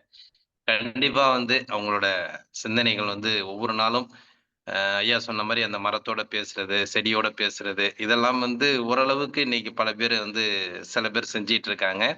ஆனா ஐயாவோட கருத்துக்களும் அது மாரி நமக்கு வந்து அந்த மரம் செடிகளோட பேசுறது, அதோட இயற்கையோட ஒன்றி வாழ்றது அப்படிங்கிற கருத்துக்கள் வந்து இன்னைக்கு வந்து சிறப்பு நிகழ்வா இருந்துச்சு. ஒவ்வொரு செயல்களும் அந்த உருமாற்றம் எப்படி அந்த பசி வந்து எப்படி உருமாற்றம் நடக்குது, ஒவ்வொரு உருமாற்றமும் ஒரு பசியினால தான் நடக்குது. எல்லாத்துக்குமே கால்சியம், மெக்னீசியம் அதாவது தாய் தந்தையாரா இருக்கட்டும், பூமி, வானம் அது வானமா இருக்கட்டும் அப்படிங்கிறது அது மாரி அமாவாசை, பௌர்ணமி ஒவ்வொரு கருத்துக்களுக்கும் 2 வித்தியாசத்த கூறி அதோடைய ஒத்த கருத்த வந்து நமக்கு புரிய வச்சு ஒவ்வொரு சிந்தனையும் நமக்கு வந்து தெளிவுபடுத்திட்டு இருக்காங்க. கண்டிப்பா வந்து ஒரு அற்புதமான ஒரு நிகழ்வு தான். நமக்கும் வந்து சிந்திக்கக்கூடிய ஒரு வாய்ப்பையும் குடுக்குறாங்க. அனைவருக்கும் இந்த நேரத்துல நம்ம அற்புதமா ஐயா சொன்ன மாரி நம்ம வந்து இத வந்து கண்ண மூடி சிந்திச்சு பார்த்தோம்னா, நமக்கு ஒரு ஆழமான புரிதல் வரும். இப்ப அவங்க சொல்லக்குள்ள நான் நடத்தக்குள்ள எல்லாருமே கண்ண மூடி கொஞ்சம் சிந்திச்சு பாருங்க, உங்க உடம்பே லேசாயிடும்ன்னு சொன்னாங்க. அது அளவுக்கு உணர்ந்தவங்களுக்கு ஓரளவு தெரியும். ஏன்னா நம்ம வந்து அது ரொம்ப டெப்த்தா போகல, அந்த விஷயங்கள் கண்டிப்பாக உருமாற்றம் நடப்பதற்கு வாய்ப்புண்டு. இன்றைய நிகழ்வில் நமக்கு அனைவரும் அதாவது ஐயா வந்து பசியின் உருமாற்றம் என்பதை விட, இன்னைக்கு காலைச்சக்கரத்தின் நண்பர்களின் உருமாற்றத்தை இன்னைக்கு ஏற்படுத்தி குடுத்திருக்கிறாங்க. இந்த உருமாற்றங்கள் கண்டிப்பாக நிகழும். உங்களுடைய அந்த பசி உருமாற்றத்தோடு இந்த காலச்சக்கரத்தின் உருமாற்றமும் இணைந்து உங்களோட பயணிக்க நாங்களும் எங்களுக்கும் ஒரு வாய்ப்பை குடுத்து, இந்த நேரத்திலே ஒரு சிறப்பு நிகழ்வை ஏற்படுத்தி குடுத்த பசித்தர் மூலிகை மகேந்திரன் ஐயா அவர்களுக்கு அனைவரின் சார்பாக நெஞ்சார்ந்த நன்றிகளையும், வாழ்த்துக்களையும் தெரிவித்துக் கொள்கிறோம். நன்றிங்கய்யா. நன்றி, மகிழ்ச்சிங்க ஐயா. ஐயா, எல்லாரையும் நான் கேள்வி கேட்பேன். என் மாணவர்களும் என்ன கேட்பாங்க. உங்களுக்கு பிடித்தது என்னன்னு கேட்பேன். அவங்க என்னென்னமோ சொல்லுவாங்க, எல்லாத்தையும் கேட்டுக்குவேன். என்ன கேளுங்கன்னுவேன். அவங்க கேட்பாங்க, ஐயா உங்களுக்கு பிடித்தது என்ன என்றால், எனக்கு பிடித்தது என்னுடைய சிந்தனை. சிந்தனையை அணுவணுவாக நான் ரசிப்பேன். என் சிந்தனையிடம் நான் சரணாகதியானேன். ஆனா என்ன மாதிரி சிந்தனை கொடுத்துருக்கு பாத்தீங்களா என் சிந்தனை. என்னை மதித்ததால் எனக்கு ரொம்ப பிடித்ததே என்னுடைய சிந்தனை. அணுவணுவாக நான் என் சிந்தனையை ரசிப்பேன். பேரின்ப நிலையாக இருக்கும். நன்றி, மகிழ்ச்சிங்கய்யா. நீங்களும் உங்களுடைய சிந்தனையை சிந்திங்க, உடலை போற்றி வாழ்த்துங்க. சூப்பரா கொடுக்கும். எப்பொழுதும் என்னை போல சிரிச்சுக்கினே இருக்கலாம். நன்றி, மகிழ்ச்சிங்க ஐயா. நன்றிங்கய்யா. இப்ப ஐயா சொன்னது போல் சிந்தனையை வந்து நம்ம மனசுக்குள்ளே வச்சுக்காம குழுவுல பதிவிடணும். நேத்து கூட நான் எல்லாத்துக்கும் குழுவுல போட்டிருக்கேன். காலச்சக்கர நண்பர்களுக்கு வந்து குழுவுல பார்த்திருப்பீங்கன்னு நினைக்கிறேன். கண்டிப்பாக வந்து இப்ப ஐயா வந்து சிந்தனைகள் நேத்து ஆட்டம்ஸ் உதயாவும் என்னன்னாக்கா உங்களுடைய செயல்பாடுகளை வந்து தெரிவிங்கன்னு சொன்னாங்க. அதே மாதிரி இன்னைக்கு ஐயாவும் சிந்தனைகளை வந்து தெளிவுபடுத்துங்க அப்படிங்கிறாங்க. அதனால வந்து நம்ம வந்து மனசுக்குள்ளேயே வச்சுக்காம நம்ம செயல்படுத்துற ஒவ்வொரு நாள் இப்ப நேத்து அவங்க பேசுனதா இருக்கட்டும், இன்னைக்கு நம்ம மூலிகை மகேந்திரன் ஐயா பேசுறதா இருக்கட்டும், இது நம்மளுடைய வெளிப்பாடுகள் என்ன, நம்மளுடைய அணுகுமுறைகள் என்ன என்பதை பற்றி தினமும் நீங்க குழுவுல பதிவிட்டீங்கன்னா, அதுல பெரிய ஒரு மாற்றங்கள் நிகழ்றதுக்கு வாய்ப்புண்டு. கண்டிப்பாக நீங்க குழுவுல பதிவிட்டு பாருங்க. உங்களுடைய வாழ்க்கை முறைகள் கண்டிப்பாக மாறும் என்பதை இந்த நேரத்திலே நம்ம வந்து கண்டிப்பா தெரிவித்துக் கொள்றோம். எனவே ஒவ்வொரு நாளும் நடக்கும் நிகழ்வுகளை உங்களுடைய கருத்துக்கள், உங்களுடைய நீங்க அதுல பயன்படுத்துற விதங்கள், பயன்பெற்ற விதங்கள் எல்லாத்தையும் வந்து குரூப்ல ஷேர் பண்ணீங்கன்னா ரொம்ப நல்லா இருக்கும் அப்படிங்கிறத இந்த நேரத்துல தெரிவிச்சுக்கிறோம். எனவே ஒவ்வொரு நாளும் நடக்கும் செய்திகளை ஏன்னா மறுநாள் நம்ம ஒத்தி போட வேண்டாம். அன்னன்னைக்கு நடக்கிற நிகழ்ச்சிகள் நம்மளுடைய வாழ்க்கை முறையில எந்த அளவுக்கு பயனளிக்குது அப்படிங்கிறத வந்து இப்ப ஐயா இன்னைக்கு நமக்கு ஒரு பெரிய ஒரு கருத்துக்கள் சொல்லி நமக்கு வந்து ஒரு விழிப்புணர்வு ஏற்படுத்தியிருக்காங்க. இதனுடைய கருத்துக்கள் என்ன? நம்ம நடைமுறையில எப்படி பயன்படுத்துறோம்? பயன்படுத்துறதுல எப்படி பயன்படுறோம்? அப்படிங்கிறத வந்து ஒவ்வொரு நாளும் அவரவர்கள் இந்த காலச்சக்கரம் குழுவுல வந்து பகிர்ந்தீங்கன்னா நன்றாக இருக்கும் என்று இந்த நேரத்திலே தெரிவித்துக் கொண்டு, இந்த நிகழ்வில் உங்களுக்கு வந்து சிறப்பா ஐயா வந்து வகுப்பு குடுத்திருக்காங்க. உங்களுடைய சந்தேகங்கள், அவங்களோட கருத்துக்களுக்கு உங்களுடைய சந்தேகங்கள் என்ன இருந்தாலும் நீங்க கேட்டு தெரிஞ்சுக்கலாம். இப்ப நான் அன்மியூட் பண்ணிடுறேன். எல்லாருமே கொஞ்சம் சந்தேகங்கள் கேட்டு தெரிஞ்சுக்கங்க. நன்றி.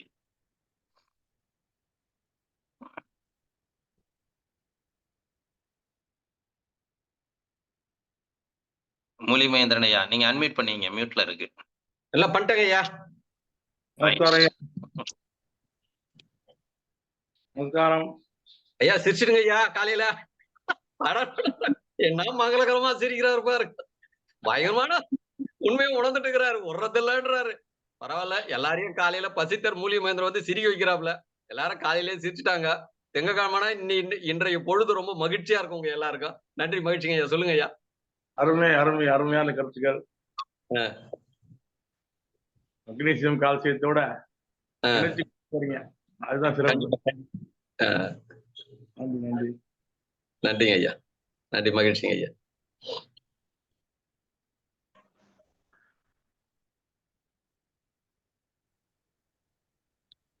ஐயா மற்றவங்க சந்தேகம் இருந்தா கேளுங்க. ஏன்னா டைம் ஆகினே இருக்கு. குயிக்கா டக்கு டக்குன்னு கேளுங்க.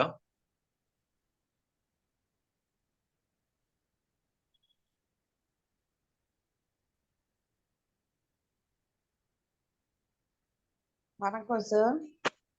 வணக்கம். எனக்கு ரொம்ப நல்லா இருந்தது, சூப்பரா இருந்தது.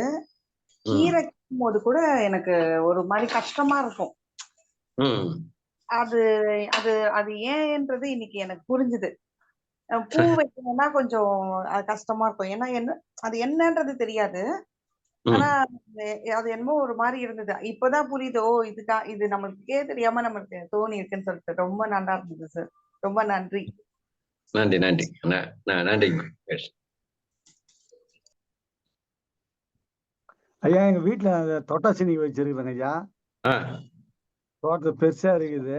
அதை கூட அப்படியே டச் பண்ணின்னு நீங்க சொன்ன போன வார்த்தை அது தொட்டுட்டு அதுகிட்ட அவனை நேசிக்கிறேன் என் கோயிலா அது சொல்லி எனக்கு இது பண்ணி பேச அதுகிட்ட நல்லா அதை பத்தி உங்க போன திங்கப்பதான் செஞ்சுட்டு இருக்கிறேன்.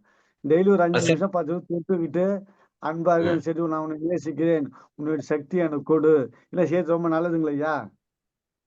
செய்யுங்க ஐயா. சக்தி கொடுன்னு கேட்கறத விட சத்து கொடுன்னு கேளுங்க. ஏன்னா அதுகிட்ட என்ன இருக்குதோ அதை கேளுங்க. இப்போ இல்லாத கேட்டீங்கன்னா கிடைக்காது. பிரபஞ்சத்தில் சத்து தான் இருக்கிறது. சத்து போனவர்னு சொல்லுவாங்க. அதுதான் பிற்காலத்துல வந்து ஃபர்ஸ்ட் சத்து போனவர்னு சொல்றா செத்து போனவர்னு மாறிடுச்சு வார்த்தைகள். அப்ப இந்த உடலில் இருந்து சத்து மேல போய் கலக்குது. அப்ப பிரபஞ்சத்தில் என்னக்குது, தாவரத்துல என்னக்குதுன்னா சத்து தான் இருக்கிறது. அப்படி கேளுங்க. இதுங்க கொஞ்சம் மாத்திங்க. உன்னுடைய சத்தை எனக்கு கொடு, என்னை நலமோடு வாழ வை என்று கேளுங்க. கண்டிப்பாக அது வேப்ப மரம், அரச மரம், வேலை மரம் கேட்கலாங்க இல்லையா. அதுகிட்ட போய் நீ வாழ்ந்தது போல் நான் வாழ வேண்டும். இப்ப நான் எப்படி கேட்பேன்னா, மரத்துக்கிட்ட போய் நீ வாழ்ந்தது போல் நான் வாழ வேண்டும், அது அனைத்தும் எனக்கு அகக்காட்சியம் அக உணர்வாக கொடுக்கவும் அப்படின்னு அந்த மரத்தை சுத்தி வந்துட்டு மரத்தை கிட்ட கட்டி பிடித்து முத்தமிட்டு நேர்த்துட்டு அந்த அடி வேர்களுக்கு மண்ணை எடுத்து நெத்தில பட்டையிட்டுட்டு எப்படியோ ஒண்ணு பட்டை நெத்திலையாவது எங்கேயாவது அப்படியே நில்லுங்கள், கொஞ்ச நேரம் கழிச்சு இழுக்க ஆரம்பிக்கும். அப்படி இழுக்கும் உங்களை. அற்புதமா இருக்கும். ஆனா கொஞ்ச நேரம் ஆகும். அப்படி இழுத்து அப்படியே மரம் சாய்க்கும். நீங்க விலகி வந்தா கூட மரம் தான் ஜெயிக்கும் லாஸ்டா. ஒரு 5 நிமிஷம் நிக்கலாங்க ஐயா. இருக்கும். 5 நிமிஷம் போதும் ஐயா. அது எனக்கு தெரியாது. என்னுடைய உடலுக்கே 20 நிமிஷம் எடுத்துக்குது. உங்க உடலுக்கு 1 மணி நேரம் கூட எடுத்துக்கலாம். இப்பதான் நீச்சலே கத்துக்கிறீங்க. அப்புறம் தான் கடல் நீச்சல் அடிக்க போறீங்க. கடல் நீச்சல் அடிச்சவனுக்கே 20 நிமிஷம் 1/2 மணி நேரம் கூட எடுக்குது ஒரு சில டைம்ல. நம்மளுடைய மனச்சூழலை பொறுத்துங்க ஐயா. செய்யுங்க. இயற்கை கிட்ட போயிட்டீங்கன்னாவே நல்லா இருக்கும். சரிங்க. நன்றி, மகிழ்ச்சிங்க ஐயா. நன்றிங்க ஐயா. ரொம்ப நன்றிங்க ஐயா. நன்றி.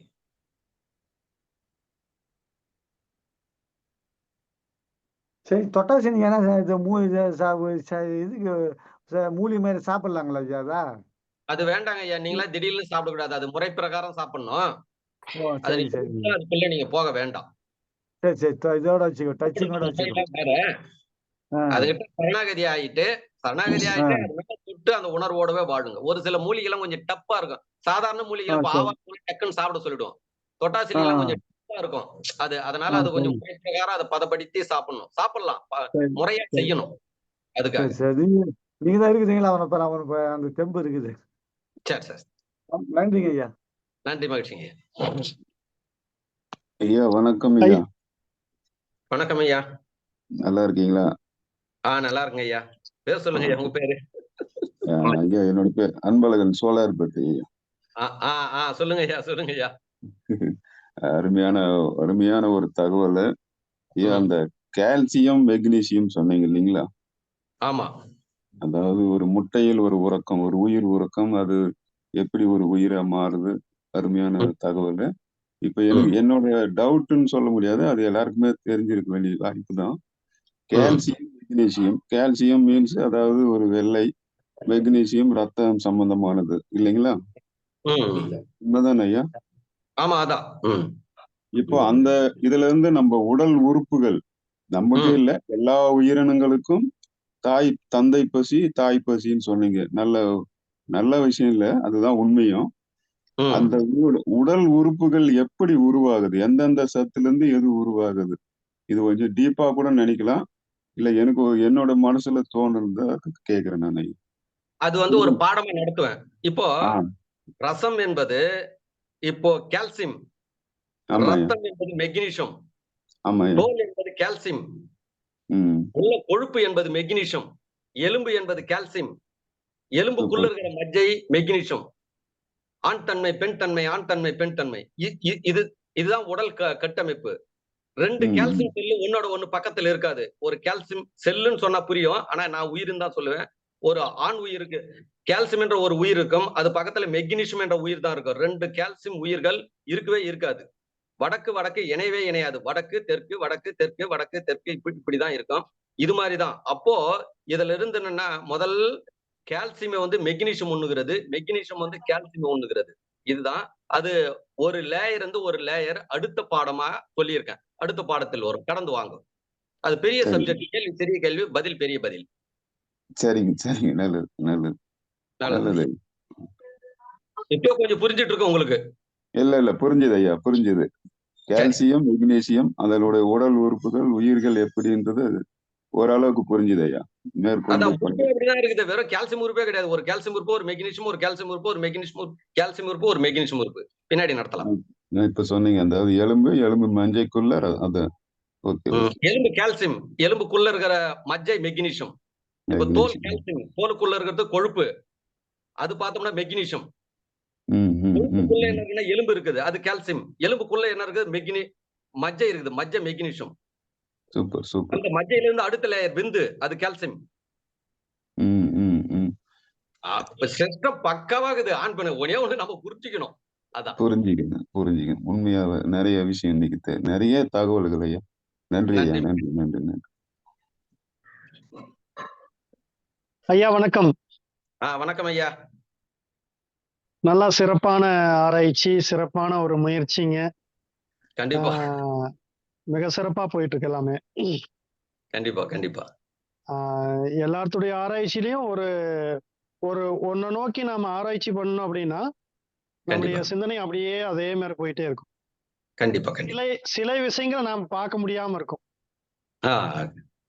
பார்க்க முடியாத நிலை வரும். அது வந்து இன்னொருத்தர் சொல்லும் போதுதான் நாம் உணர முடியும். இப்போ ஒரு சயின்ஸ் ஆராய்ச்சியாளர் வந்து ஒரு கண்டுபிடிச்ச உடனே ட்ரெஸ்ஸே போடாம ஓடிட்டாரு தடன்னு. அவருக்கு ட்ரெஸ் போடக்கூடாது அப்படிங்கிற அறிவு இல்லாம கிடையாது. ஒன்ன ஆய்வு பண்ணும்போது முழுசா அதுல வந்து மனம் வந்து லைக்கும். அப்படி அது சிறப்பா சொன்னீங்க. ஒரு சில கருத்துக்கள் வந்து புல்ல இரக்கமே இல்லாம சாப்பிட்டு இது பண்ணது, அப்படி அந்த உணவு சங்கிலி அத வந்து சிறப்பா சொன்னீங்க. அத வந்து ஆனா ஆரம்பத்துல நீங்க அந்த ஒரு குருவை பத்தி சொல்லும் போது மட்டும் ஒருத்தர் சொல்றது எல்லாமே விட்டுருன்னு சொல்றீங்க இல்லைங்களா? அந்த கருத்துக்கள் மட்டும் கொஞ்சம் யோசிக்க வேண்டியதுங்க. அதாவது நீங்க அது எதுக்காக அப்படி சொல்லுவாருன்னா, இது நீங்க சொல்ற பாடத்துல இருந்து என்ன சொல்றேன் பாருங்க மேல. அதாவது உயிர் அந்த அந்த விலங்கு சாப்பிடுது, அப்புறம் ஒரு அதுக்கு மேல என்ன பண்றான், மனிதன் வர்றான். மனிதன் வந்து தாவரங்களை சாப்பிடுறான், தாவரங்களை சாப்பிட்டு உண்ணறான். விலங்குகள் சாப்பிடுறவங்க அதுக்கு தகுந்த மாதிரி மனநிலை இருக்குது, தாவரங்களை சாப்பிடுறவங்களுக்கு அதுக்கு தகுந்த மாதிரி மனநிலை இருக்கு. அப்படி போது பாத்தீங்கன்னா இப்ப இதுக்கு மேல எனக்கு ஒரு சிந்தனையை கொடுக்கறது என்னுடைய குரு கிட்ட இருந்து வந்ததுதான். அதாவது என்ன சொல்லியிருக்காங்க அப்படின்னா, நீங்க சொல்றத மட்டுமே கவனிச்சுன்னா குறுகிய வட்டத்திலேயே நான் இருந்துருவேன். என்னுடைய குரு நான் புத்தகத்துல படிச்சதை ஒப்பிட்டு பார்க்கும்போது என்ன ஆகுதுன்னா, வாசி யோகம் என்பது இந்த உணவு சங்கிலியை பார்த்து தான் சித்தர்கள் எழுதி வச்சிருக்காங்க. பார்க்காம ஆடு மேய்க்காம அறிவு வராது. அவங்களும் சித்தர்கள் ஆடு மேய்ச்சிருக்காங்க. திருமூலர் ஆடு மேய்ச்சிருக்காரு. உண்மையா இல்லைங்களா? இல்ல எனக்கு தெரியாதுங்க ஐயா. நான் எதுவும் சொல்ல மாட்டேன். தெளிவா பேசுறாரு. சரிங்க சரிங்க. அப்படியே கவனிங்க. பாடத்தை கவனிச்சுட்டே வாங்க. பாடத்தை கவனிச்சுட்டே வாங்க. பார்த்ததாங்க. கண்டிப்பா கண்டிப்பா. என்ன நடந்தது அதை பதிவு பண்ணுங்க ஐயா, சிறப்பு இருக்கும். பார்க்காதெல்லாம் பேசுங்க ஐயா. பார்க்காத யாரும் எழுத மாட்டாங்க. ஓலைச்சுவடியில் எழுதி வச்சிருக்காங்க. பார்த்ததை எழுதி வச்சிருக்காங்க. அது யாரு எழுதுனாங்க? நான் கூட ஒரு தப்பா எழுதி வைக்கல, எனக்கு தெரியாது. நான் அதெல்லாம் பார்க்கல. நான் இருக்கிறத பேசுறேன். இப்ப நானு சின்ன பையன்ல ஆடு மேய்ச்சிருக்கேன். நீங்க சொன்ன கோழியை பார்த்திருக்கேன். நீங்க கோழியை பார்த்து கோழி வந்து உணவே எடுத்துக்காது. அடப்படுத்திருக்கும். அடப்படுத்திருக்கும் போது ஒரு 3 கிலோ கோழி இருக்கு அப்படின்னா 1.5 கிலோவா மாறிடும். அது உணவே எடுத்துக்காம பிரபஞ்சத்துல இருந்துதான் உணவு எடுத்துக்கும். நீங்க அந்த முட்டைக்கு பாதுகாப்பா அது வந்து நீங்க கொடுக்க அதை ஆராய்ச்சி பண்ணிக்க. நானும் ஆராய்ச்சி பண்ணியிருக்கிறேன். ஆனா அதுக்கு நான் ஆராய்ச்சி பண்ணும்போது மூலிகை மகேந்திரன் பார்த்தது கிடையாது. ஆனா நான் ஆராய்ச்சி பண்ணியிருக்கேன். இல்லைங்களா? இது உண்மை. ஆடு மேய்ச்சி நீங்க பாருங்க, இது உண்மை. ஆனா உண்மை சொல்ல வர நீங்க கோழியை அடைகாக்கலினாலும் வக்கிப்பிள்ளைக்குள்ள கொண்டு வச்சீங்கனாலும் அந்த முட்டை பொரிச்சிரும். அது எப்படி பொரிக்குதுன்னா பிரபஞ்சத்துக்கிட்ட இருந்து உணவு எடுத்துக்குது. வெள்ளைக்கருவு சாப்பிட்டு உணவு எடுக்கல. மஞ்சக்கருவுக்குள்ள இருக்கிறது தோலுக்கு மேல உள்ள இந்த குடல் குண்டாமணி அதெல்லாம் சொல்றாங்க இல்லைங்களா? அது மாதிரி அந்த கல்லீரல் மண்ணீரல் குடலு அதுக்கு உண்டானது. அது வந்து உள்ள உறுப்புகள் வந்து மஞ்சக்கரு, வெளி உறுப்புகள் வந்து தோல் மற்றும் அந்த தோலுக்கு மேல படிநிலை தோல் நிறைய நிலைகள் இருக்கு. இது வந்து வெள்ளைக்கருவுங்க. இந்த ரெண்டுமே வெள்ளைக்கருவும் மஞ்சக்கருவும் வெளியிலிருந்து பிரபஞ்சத்துல இருந்து எடுத்துக்குதுங்க. அது பதமாகுதுங்க. அதாவது ஒரு உணவு அரிசியும் பருப்பையும் போட்டு சாப்பாடு பண்ணீங்கன்னா உணவு மாறுது இல்லைங்களா? பாலை காய்ச்சினா திடமாகுதுமா? அது மாதிரி வெப்பம் இந்த நிலம் நீர் காற்று ஆகாயத்தினுடைய சக்தி போய் அந்த முட்டைக்குள்ள வந்து அந்த உயிர் வந்து வருதுங்க. அது மட்டும் இல்லாம ஒவ்வொரு அணுக்கள்லயும் உருவங்கள் இருக்குது அப்படின்னு சொல்றாங்க. அந்த கோழிங்கிற உணர்வு அந்த உருவம் வந்து ஒவ்வொரு இதுக்குள்ளேயே டிஎன்ஏக்குள்ள கூட இருக்குன்னு சொல்றாங்க இல்லைங்களா? இந்த மாதிரி அறிவை நாம தெரிஞ்சுக்கிட்டா மட்டும்தாங்க நான் பேச முடியும். ஒரு குழந்தை பிறந்துருச்சுன்னு வச்சுக்கோங்க. இயற்கையை மட்டுமே ஆராய்ச்சி பண்ணிக்கிட்டு சித்தர்கள் சொன்ன விஷயங்களையோ அல்லது அறிவியல் சொல்ற விஷயங்களையோ கற்றுக் கொடுக்காமல் ஒரு வீட்டுக்குள்ள நீங்க வளர்த்திருங்க. அவங்களுக்கு அப்படியே வெளியில் கொண்டு யாருமே மனிதனை பார்க்க வேண்டாம். நீங்க ஒரு குழந்தைய காட்டுக்குள்ளேயே வளர்த்துறீங்க. அவருக்கு 20 வயசு கழிச்சு ஒண்ணுமே தெரியாது, சிந்திக்கவே முடியாது. அதாவது மற்றவங்களுடைய அறிவை நீங்க எடுத்துக்கணும் அப்படிங்கறத வந்து நீங்க ஒற்றுக்கொண்டே ஆகணும். அது நீங்க சொல்லாதீங்க ஐயா. நீங்க எனது தவறுன்னு சொல்லுவதற்கு உங்களுக்கு உரிமை கிடையாது. உங்களது தவறுன்னு எதனா நான் சொன்னா இங்கதான் நீங்க தப்பு பண்றீங்க, சிக்கல்ல மாட்டுறீங்க. மூலிகை மகேந்திரன் ஐயா உங்க தப்புன்னு சொல்றதுக்கு மூலிகை மகேந்திரன் ஐயாவுக்கு நான் அனுமதி கொடுப்பேன். எனக்கு நான் அனுமதி கொடுப்பேங்க ஐயா. என்கிட்ட கேட்டுக்கோங்க. தவறுன்னு சொல்லுங்க. நீங்க சொல்றது எல்லாமே தவறு.